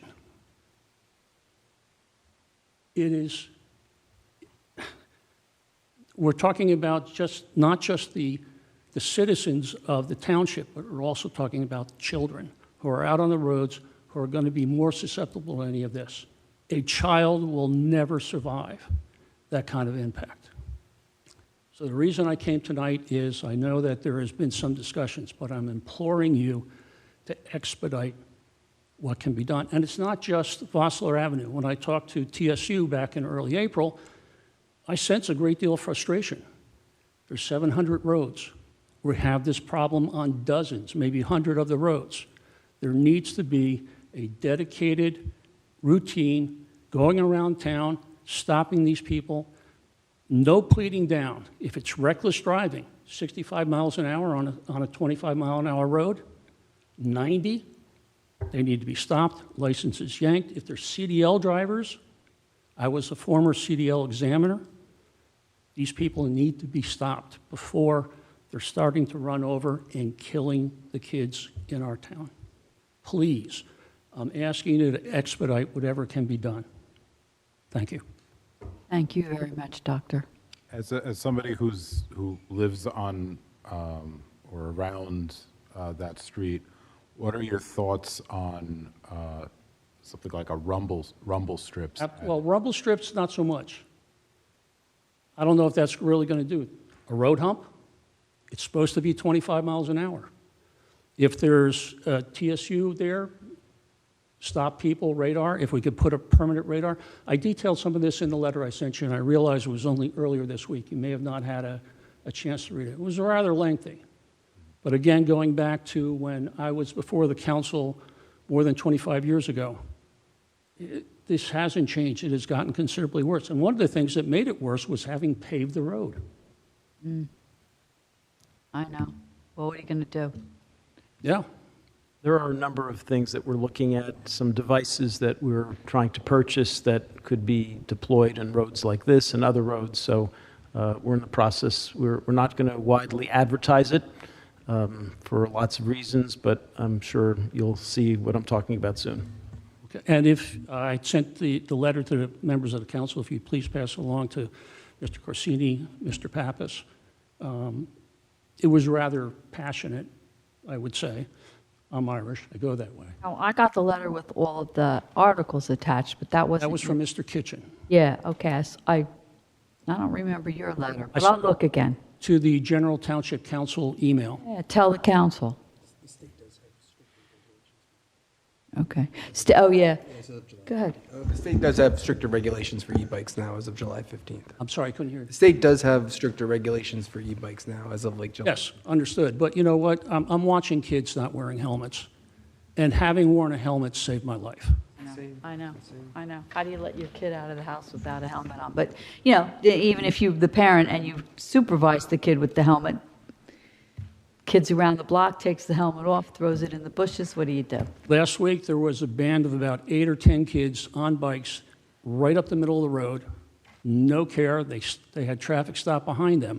If somebody comes off at 22 at 65 miles an hour, there's going to be no, if it's a truck hauling a trailer, sheer physics says they are not going to stop nearly in time. Yeah, you can't.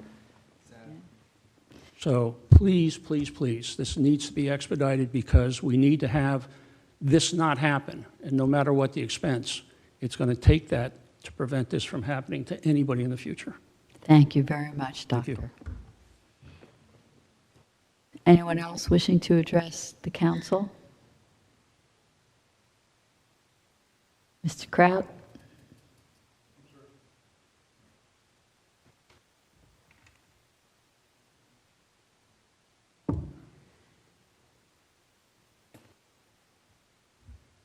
Curtis Kraut from Adamsville Road, 199.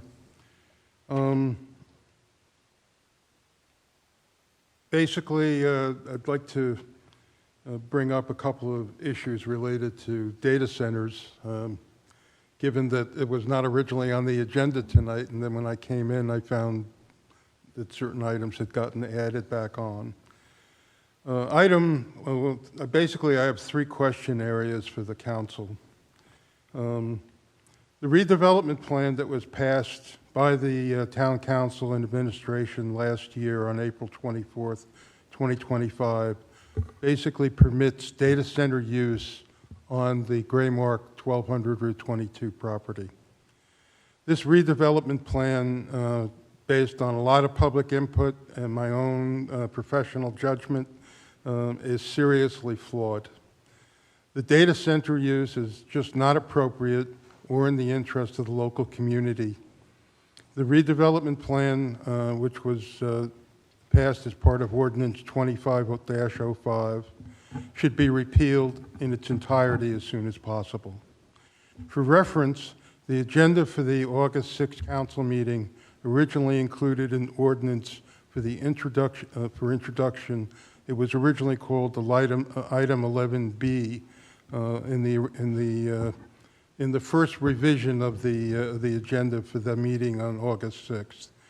An ordinance repealing, and that was an ordinance repealing the ordinance 25-05, entitled an ordinance of the Township of Bridgewater adopting a redevelopment plan for the Graymark property, blocks 221, 1.02, 1.03, and 1.04. So, which is again 1200 Route 22, and added definitions for section in the land use ordinance in section 126-2. So one day before the August 6th meeting, that ordinance was removed from the agenda.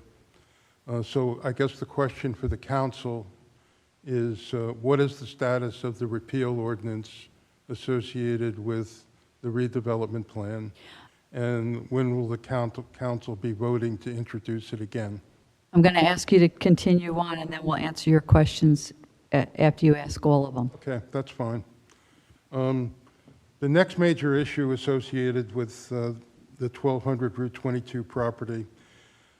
As you know, the township has been involved in a lawsuit being sued by the 1200 Route 22 property owner because the owner asserts that their open development application that's been in process now since the end of 2023 to install a large warehouse on that property should not be subject to a D1 use variance, as their development application submission was deemed complete by Bridgewater Township, the planning office, prior to the proper memorialization of the township ordinance, which was council ordinance 22-50, which intended to remove the warehouse use from the M1B zone.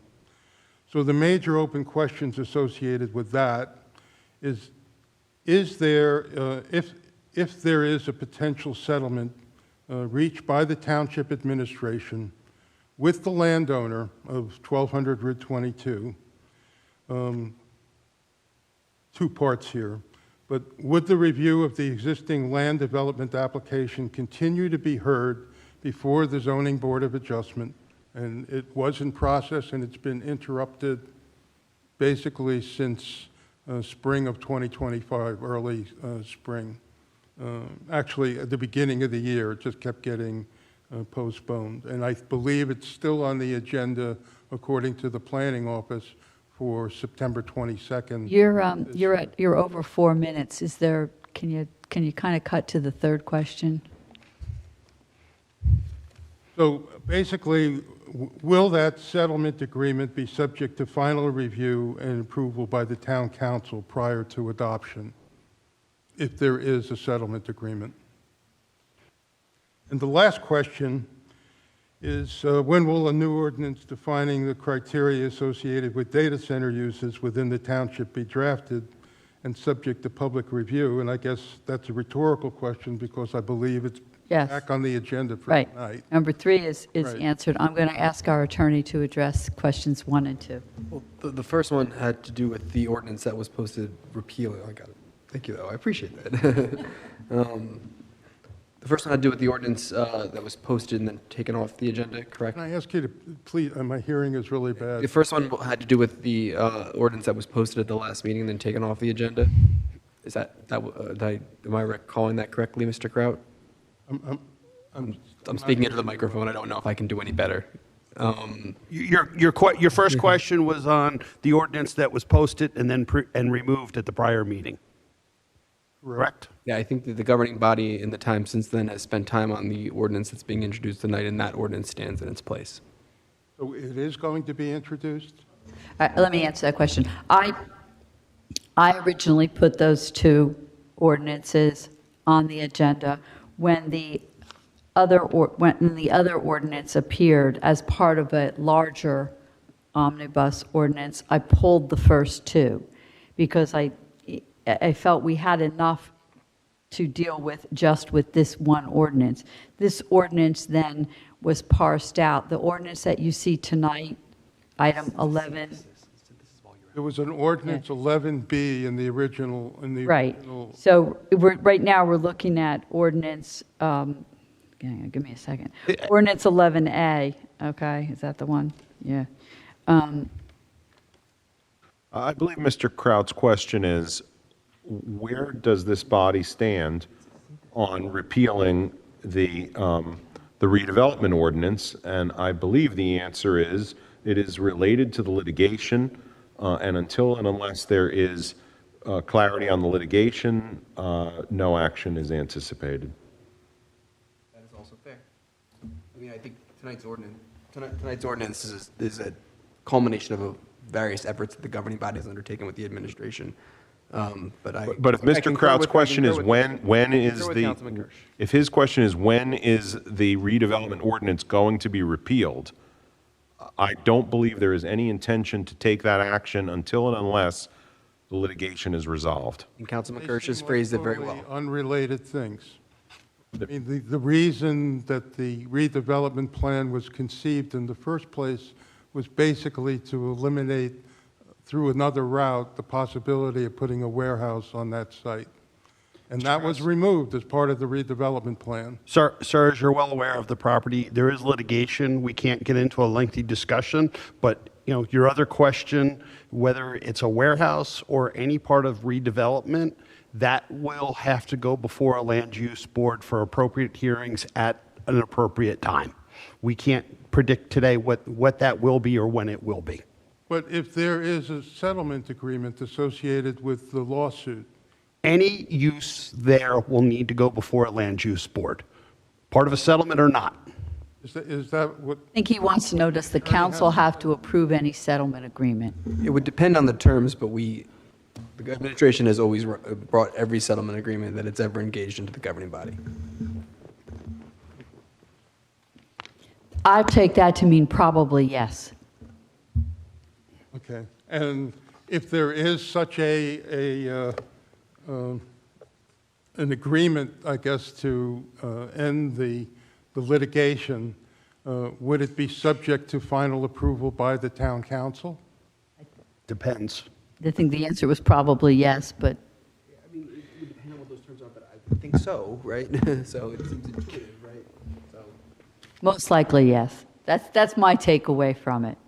Thank you very much, Mr. Kraus. Okay, thank you. Is anyone else wishing to address the council? Mr. Chen? You signed in? He did before. Right. Yep, I saw you. All right, cool. Hi, my name is Ethan. I'm from Bridgewater. I was just listening to a council meeting a couple weeks ago about the proposed data center ordinance, and I just thought it deserves someone speaking in support because I think it's a really thoughtfully crafted idea. Now, personally, I don't like data centers, to be clear. I just like them. I think, frankly, they're usually bad neighbors. Their developers have a bad habit of plopping in, shrouding everything in secrecy, and shouldering us with the bill, whether it be our electricity or our environment. And they also tend to believe they're above listening to our concerns, and just because they've got more money than everyone else. That said, there's no reason it's impossible to resolve these concerns that developers are typically loath to address, making them pay the entire cost of their electricity, requiring them to use renewables, and minimizing their environmental impact. These companies have so much money, they can definitely afford to be a good neighbor. And if they work with the community to address their problems, and actually listen to us, I'd be a lot more fun with having them around. Thus, I support the proposed data center ordinance to mandate that they be a good neighbor or go somewhere else. So thank you all for your hard work. Thank you very much. Any other members? Did you sign in?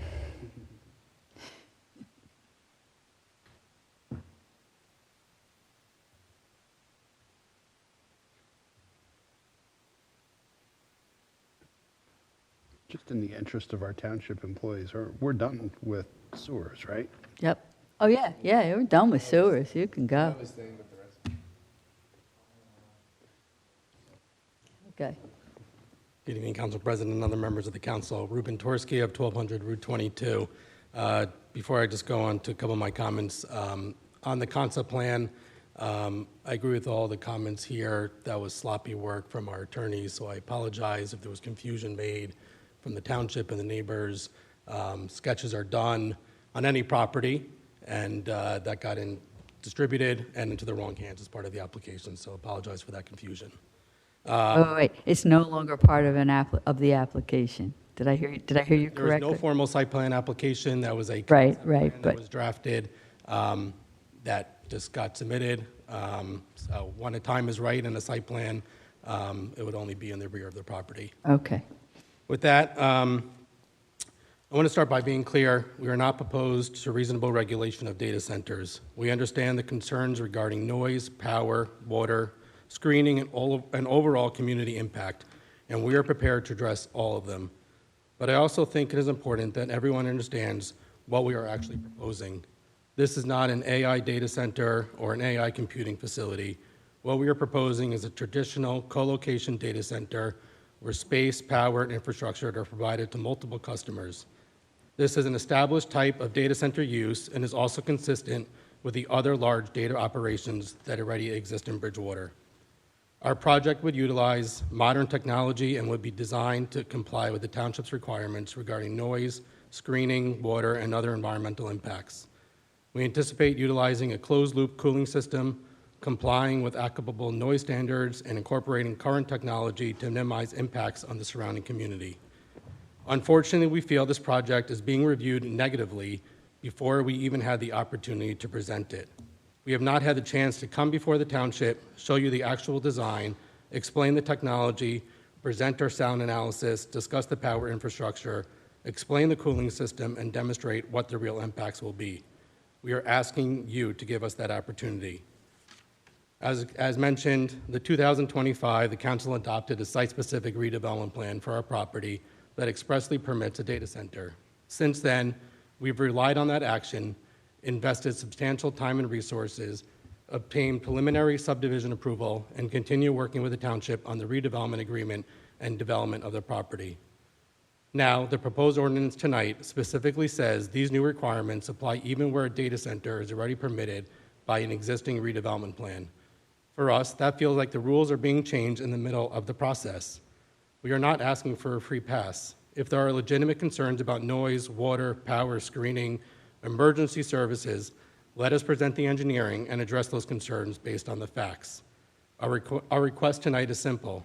Please either table Section 10 so there can be a proper discussion with the affected property owners and technical professionals, or carve out projects governed by redevelopment plans that were adopted before this ordinance and are already actively proceeding through the approval process. All we are asking is please do not prejudge this project before we have the opportunity to present it. Give us the chance to show you what we are proposing, how it compares to an existing data center use already operating successfully in the township, and how we intend to address the community concerns. Thank you. Thank you very much. May I ask a question? And again, I want to be very careful because this property is subject to litigation. Is it your sense that the phrase data center, AI data center, mega data center seem to have become commingled and almost interchangeably used? Yes. Okay. And that's nationally. Nationally, so well beyond our borders. Okay. And you acknowledge that the actions taken by the previous council, the administration, and the planning board set what we believe to be reasonable guardrails around the project that could allow, for success on the land and also protect the rest of our community, correct? Okay. All right, those are my questions. I just want to say one thing. We've given a lot of time to people who feel strongly about data centers, and if I don't want you to feel at all rushed. You're the first person, maybe the second, counting Mr. Chen, that's come up and talked about maybe, what that's given us a different perspective. If you want a little more time, I want to give it to you. No more time. I just say that we're here to work with the township and continue to be a good neighbor. And, at 4:45, I saw a new ordinance posted. Sorry for my candor and my clothing. Usually wouldn't present to the council in this, but You look fine.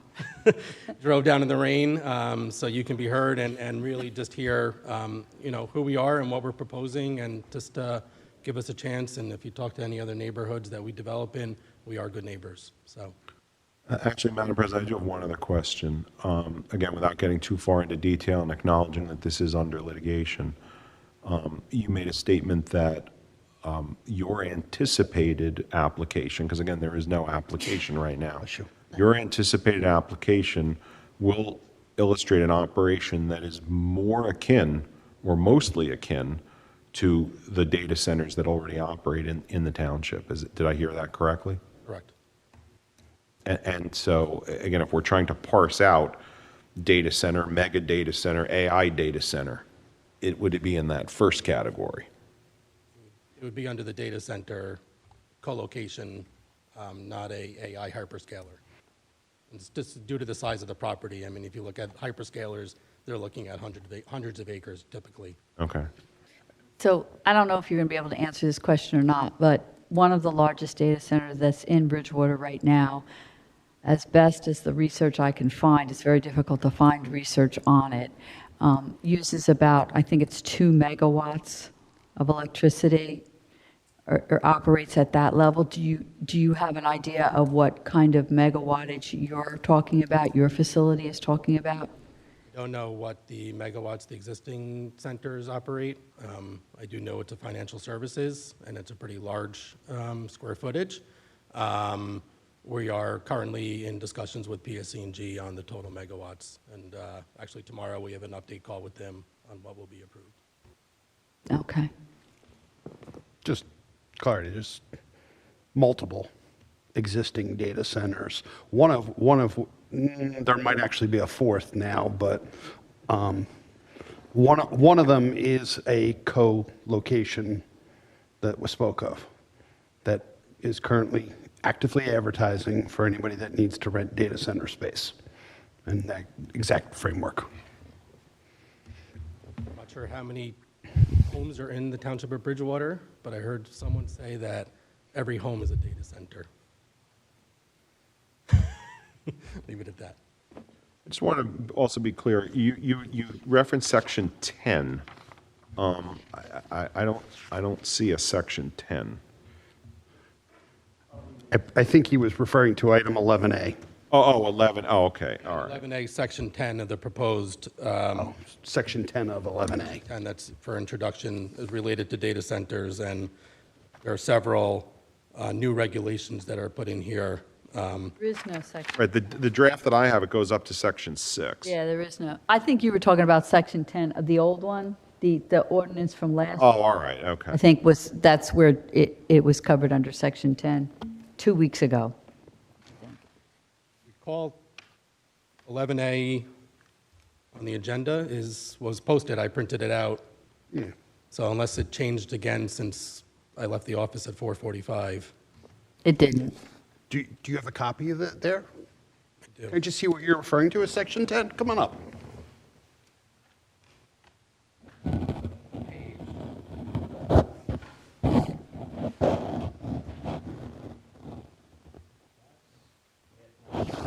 That's got to be an older version. It's got a section 10. Yeah, that's your old one. That's from 2 weeks ago. I don't doubt it. Let me see We if I will. can get you. And you are going to have another opportunity to speak on this, so let me, hang on. Because what's in this now, and we'll get you a copy, is it's in section 1 is the reference to data center within the Gray Mark redevelopment plan. I have an extra copy, so you can keep that if you want. That should be correct.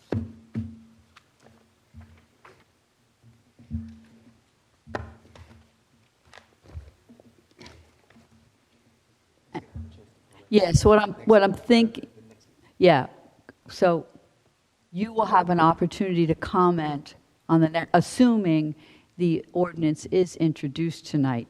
You would then have an opportunity to comment in 2 weeks at the next meeting, because I want to give you a chance to read that. There'll be a public hearing on September 3rd on what you have in your hand. I see that. So it's again, it seems like it's just briefly amongst the, except for emergency generators, it seems like it's in line with the old from August 6th. Again, I would encourage and hope the board would not adopt this evening and still give us a chance. Will not, just to understand from a process, when you say adopt. Introduce. Yeah, and the process of any ordinance, introduced at one meeting, and then at the next meeting, a public hearing, and then vote on approval or not. Okay. And this will go to the planning board as well for review? Yes. So in between, if it is introduced, I don't know if there's a planning board meeting between now and September 3rd, so it might not actually be the September 3rd meeting. There is a planning board meeting scheduled for September the 1st, Oh, okay. but I'm told that there might be a problem with a quorum, so I'm not sure as of right now it will take place. We're trying to get a quorum, so it meets. So it does have to go to the planning board for a consistency review. If it's introduced tonight, would go to the planning board, then come back for a public hearing. Thank you. Yep. You're welcome. Thank you very much. That's okay. Thank you for coming and speaking to us in the rain and everything else. All right. Anyone else wishing to address the council? Okay. Motion to close public. Second. All in favor? Aye. All right. Number 10, item 10, public hearing and final action ordinances. So we have an omnibus ordinance amending Chapter 94-2 fees, amending various sections of Chapter 126 entitled Land Use, and adding a new Chapter 152 for lighting in residential areas. I'm going to open this up for discussion among council first, but before I do that, I do want to give a shout out to Councilman Ring. Specifically, Section 12, I think, was your brainchild, part of it. Well, I don't know offhand what section It was. 12. Within any residential zone, yes. Yes. If a residential principal structure is determined by the insurance company to be destroyed or damaged beyond repair as a result of fire or other natural disaster, then a new principal structure with an equivalent or smaller footprint and gross floor area may be constructed within the same footprint that existed prior to its destruction, and it goes on. And that was just very fair and very reasonable, and that was your brainchild, and I really wanted to point that out. So, Thank you. Thank you. You know, it's the best part of the ordinance, but. Of course, of course. And does council have any comments before we open it for the public? Because the public may then want to respond to anything that we have to say, and then we may want to respond back to the public. But I don't know if there's any discussion. There's lots of good in it. I thought so. I thought so. Well, I think we can open to the public. Okay. Can I have a Motion to open to public. Second. All in favor? Aye. Aye. Any member of the public wishing to address this? Motion to close? Seeing no one, I move to close public comment and move for final action. Second. All in favor? Aye. Aye. Okay, can we move for final action on, Just did. we just did, so we closed and we moved for final we can action? do in roll one call. go? Okay, let's do a roll call. Unless you want a discussion. Well, I don't think there's any discussion needed other than. I didn't think there was that any. It's comprehensive, fixes a sizable number of problems, and has what I believe will be unanimous support. Councilman Bucko, Yes. Councilman Kirsch, Yes. Councilman Ring, Yes. President Geiger. Yes. Okay, introduction of ordinances, 11A. An ordinance of the Township of Bridgewater, County of Somerset, State of New Jersey, amending Chapter 126 entitled Land Use to add a new section under Article XL5 entitled Supplementing Regulations Governing Certain Uses to create new requirements for data centers and hyperscale data centers. Is there any discussion? I'll just, briefly state that, this has obviously been an issue that's been critical in our community for several years now, both related to the 1200 property as well as the entire municipality. It bears noting, I believe, often the phrase is used 20/20 hindsight. I think in many regards, the previous council, previous planning board and administration have, if anything, had 20/20 foresight with data centers. We have put in sensible guardrails, including but not limited to being supplied by public utilities and certain noise restrictions to the extent that this goes further and recognizes the condition that we're in 2026. I think that's positive progress. Commentary was made at a previous meeting, really kind of a pretty bold, just political statement. Democrats are opposed to data centers and Republicans are for them. I think that comment was overly simplistic. I think it was also inaccurate. I think that what we have here is an extension of good public policy that has been in place in 2024, in 2025, and in 2026. If we've gotten it right as it stands, then certainly this ordinance will be an asset for this community. If it needs to be tweaked in some manner or other, and there is support to do that, then we will end up with good public policy for now and for the future, following a pattern. The politicalization of this issue is candidly somewhere between inappropriate and dangerous, and I'm not really sure exactly where it falls. The reality is that this industry is changing rapidly. and that it is our responsibility to determine the best guardrails moving forward, which I believe is an extension of the good public policy that our citizens have seen for the last 3 years. Any further comment? I think, there are some people out there that support a flat-out ban on data centers, and while it's way too early in the process to tell how it's going to turn out, we're starting to actually see across the state some pushback to towns that have flat-out banned data centers, where now they're legally being challenged for the planning analysis to support a flat-out ban. There's one of our fellow towns within Somerset County is facing a $300 million lawsuit for a flat-out ban. Again, don't know how it's going to pan out, but I think this presents us in a good position of balancing both sides of the issues. I just want to express that I do have some concerns. I don't think this system was perfect.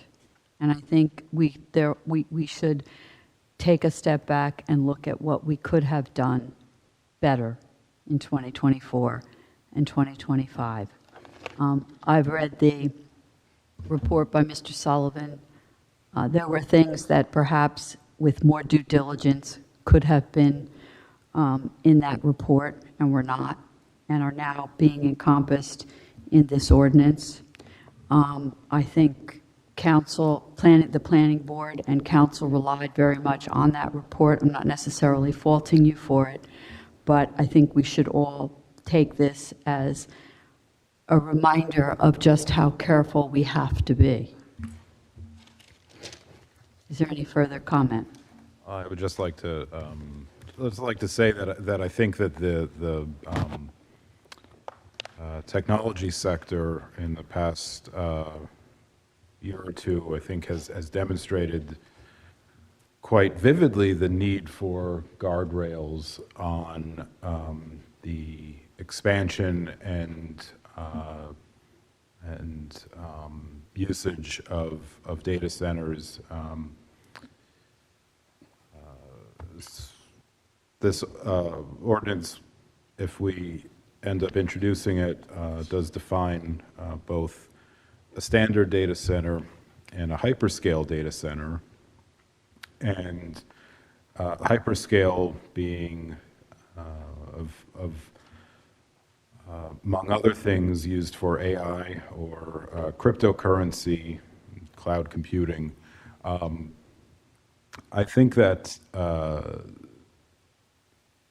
the industry doesn't do itself any favors with what they have been declaring that AI is going to do, or whose job it's going to take, and insisting that you must acquiesce to it.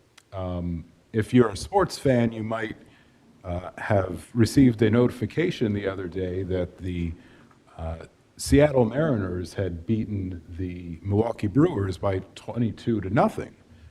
It was generated by Google's AI. The only problem was that the score was actually Milwaukee Brewers 22, Seattle Mariners 0. The power to light a small village was probably consumed to push that notification out to millions of smartphones, and it got the basic gist of detail wrong. So I think that it's an industry that is screaming for guardrails, even if they're not really aware that they are asking for it. They are showing everyone that it definitely is something that is needed, especially when it comes to how these facilities can potentially impact the neighborhoods that adjoin them. Is there any further discussion? Can I have a roll call? Oh, I need a motion to introduce it. I will make that motion. I'll second. All in favor?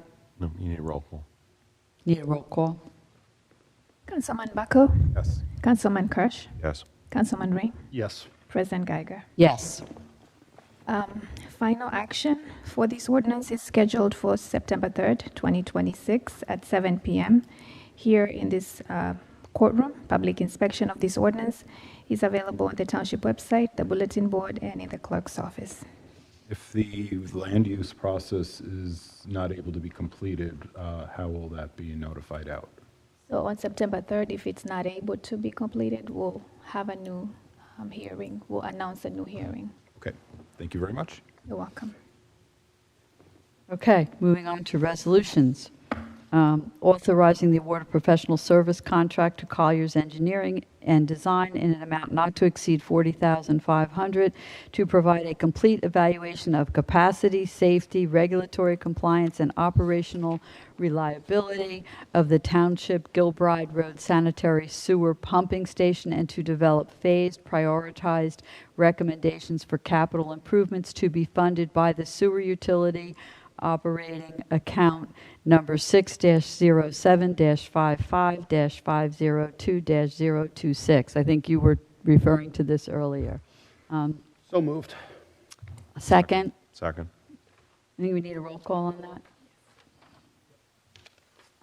Councilman Bucko, Yes. Councilman Kirsch, Yes. Councilman Ring, Yes. President Geiger. Yes, and I just want to make a comment, and this is not a comment directed at Colliers by any stretch of anybody's imagination, but I think that one of the things that we need to emphasize, and I always emphasize with my clients, my mediation clients, is whenever you're talking to a professional, whether it's an engineer, whether it's an attorney, whether it's a doctor, whoever it is, you want to say to them, do not tell me what you think I want to hear.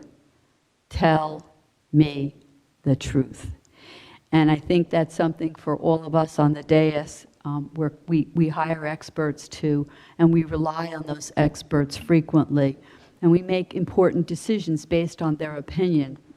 And I think it's really important for us to let them know how important it is for them to be unbiased, to be neutral, to give us their honest opinion, not just to tell us what they think we might want to hear or what they think the political winds might, direction might be leaning in. And you're gonna hear me say that again and again every time we pass one of these appointments. I'm sorry, go ahead. Motion to table 12B. Yes. Second. All in favor? Aye. Aye. Okay.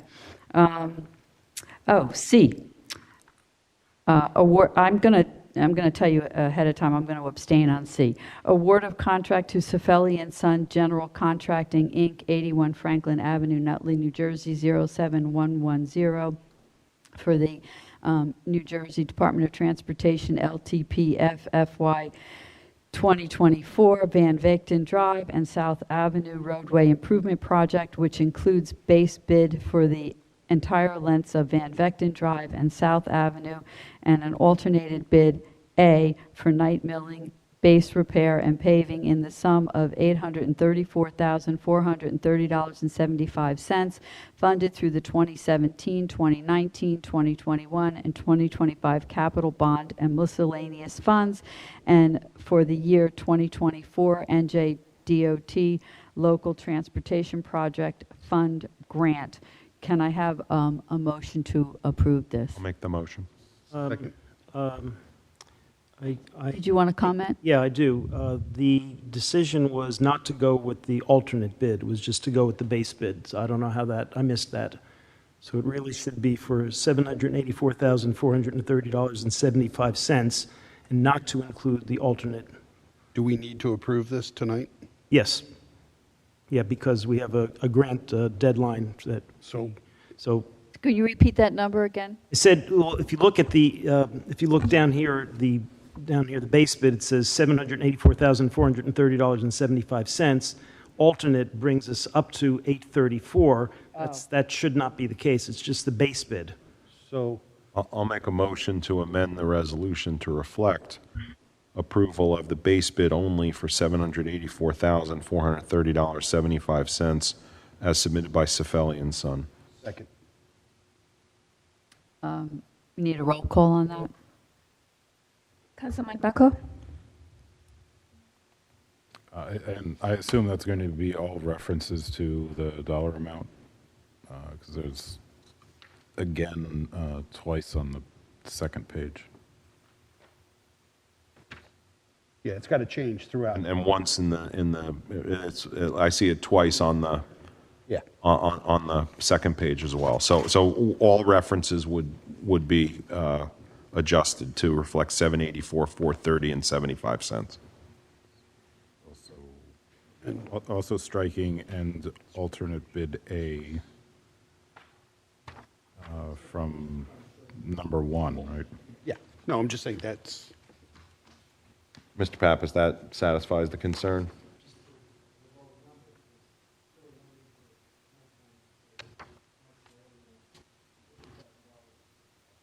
We'll take it. We'll keep it. Well, yes. so just to clarify, we're just doing the same work. It's just we're doing it daytime versus nighttime. It's a $50,000 premium to do it at nighttime. So can I have a roll call with on the resolution as amended? Well, I think I made the motion to amend first. We're not Okay, voting to approve, we're voting to approve the changes to the resolution. okay. Okay. Need a second for that? I think I have it. I second it. We got a second already. Okay, so Councilman Baco? Yes. Councilman Kirsch? Yes. Councilman Ring? Yes. President Geiger? Okay, I'm going to abstain. I don't know if it's the same Sefeli and Son or not, but my ex-spouse and I were very good friends with some Sefelis. I think I went to the son's wedding. I think I even gave him some legal advice at some point. Haven't seen them in like 10 years, but just in case it's the same Sefeli, I think I should abstain. We're going to make a motion now to approve 12C. Okay, Second. I think we need a roll call. Councilman Baco? Yes. Councilman Kirsch? Yes. Councilman Ring? Yes. President Geiger? Abstain for the same reasons previously stated. So we've got some changes on 12D too. Yes, that has to be amended. Go So ahead. motion to amend 12D. So to account for Mr. Pappas's comments, therefore be resolved, treatment systems referenced herein by Solaris Corporation at 95 Corporate Drive. Yeah, that's what I would suggest. So that change there. And then, I'm sorry, on the whereas, directly above that, based upon the memo from Mr. Sumner, the township approves the use of the alternative RMW treatment system pursuant to a permit being issued by the New Jersey Department of Environmental Protection. And that was a recommendation in this memo. I'll second. Do we need a roll call for that? Councilman Baco? Yes. Councilman Kirsch? Yes. The amendment. Councilman Ring? Yes. President Geiger? Yes. Now we need to approve it. Okay. Can I have a motion to approve as amended? Well, yeah. Yes. I'll second. Roll call, please. Brief discussion. I had the Go ahead. privilege of attending the opening of Solaris. I think it was about a year and a half ago, although my timing may be off. They are doing life-changing work on behalf of patients. Individuals are benefiting from their therapies that in a previous generation likely would not be surviving. So it just bears noting that this is an excellent example of wonderful work, life-changing work that occurs every day in the township of Bridgewater. That's nice to know, isn't it? Roll call, please. Councilman Baco? Yes. Councilman Kirsch? Yes. Councilman Ring? Yes. President Geiger? Yes. E, resolution authorizing the waiver of 1, a special event permit fee, and 3, food vendor permit fees in the total amount of $280 for the Green Knoll Fire Company Fall Festival on September 19th, 2026 at the Somerset Corporate Boulevard Ball Field. Can I have a motion to? Yes, we do 12E and F on consent. Okay. F, a resolution of the Township of Bridgewater, County of Somerset, State of New Jersey, waiving permit fees for Gray's Bakehouse, Cat-Like Reflexes, whatever that is, Ice Cream Creations, yeah, Jersey Eats, Zinna's Bistro, and Forno on Wheels, including health department fees in the total amount of $125 for the Green Knoll Volunteer Fire Company Number 1A501c3 organization in connection with its annual Fall Festival to be held on Saturday, September 19th, 2026. Can I have a motion On consent, yes. on consent? I'll second. We need a roll call, or can we do that all in favor? We'll do a roll call. Councilman Buckle? Yes. Councilman Kirsch? Yes. Councilman Ring? Yes. President Geiger? Okay. I'm sorry, yes. Okay. Can I have a motion, the motion to, now you got me confused. This one you need a roll call for. Yeah, okay. So a motion to approve resolutions E and F. I already read them. Can I have a motion to approve them? So moved. Second? Now we need, I'm sorry, I didn't don't we think just we do need that? any amendment. We didn't amend E or F. Yeah, we didn't amend them. You I got, was making- we amended, we just combined them, we just did them on We- consent. we approved We're good. them already All right, on they're already consent. approved. That's what I thought. Okay, all right. Is there any discussion? Is there any discussion on anything? Otherwise, we'll go into closed session. And just for those people watching that are live streaming it, we're probably not going to discuss anything of any relevance. We'll go into closed session, then we'll come back just to adjourn. So anyone who's watching live who doesn't want to stay to just watch a blank screen for God knows how much longer might feel free to do that. We are closed. Motion to go into closed session. Motion to go in closed session. We have motion to go into closed session. Second. All in favor? Aye. Aye. Okay. Have to- I think you need a roll call for that. Yes, we need a roll call. Sorry. Councilman Buckle? Yes. Yeah. Councilman Kirsch? Yes. Councilman Ring? Yes. President Geiger? Yes. Okay. We're closed. Did you have to read this? No, I don't think so. Do I have to read a motion to go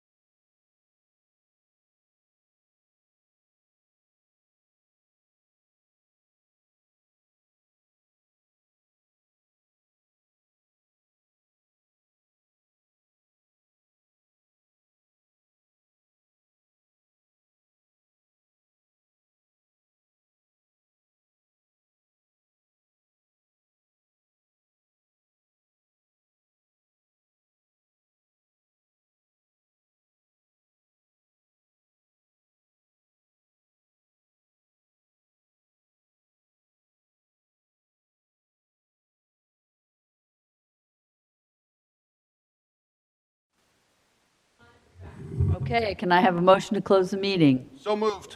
Second, all in favor? Aye. Aye. Motion is, we are adjourned.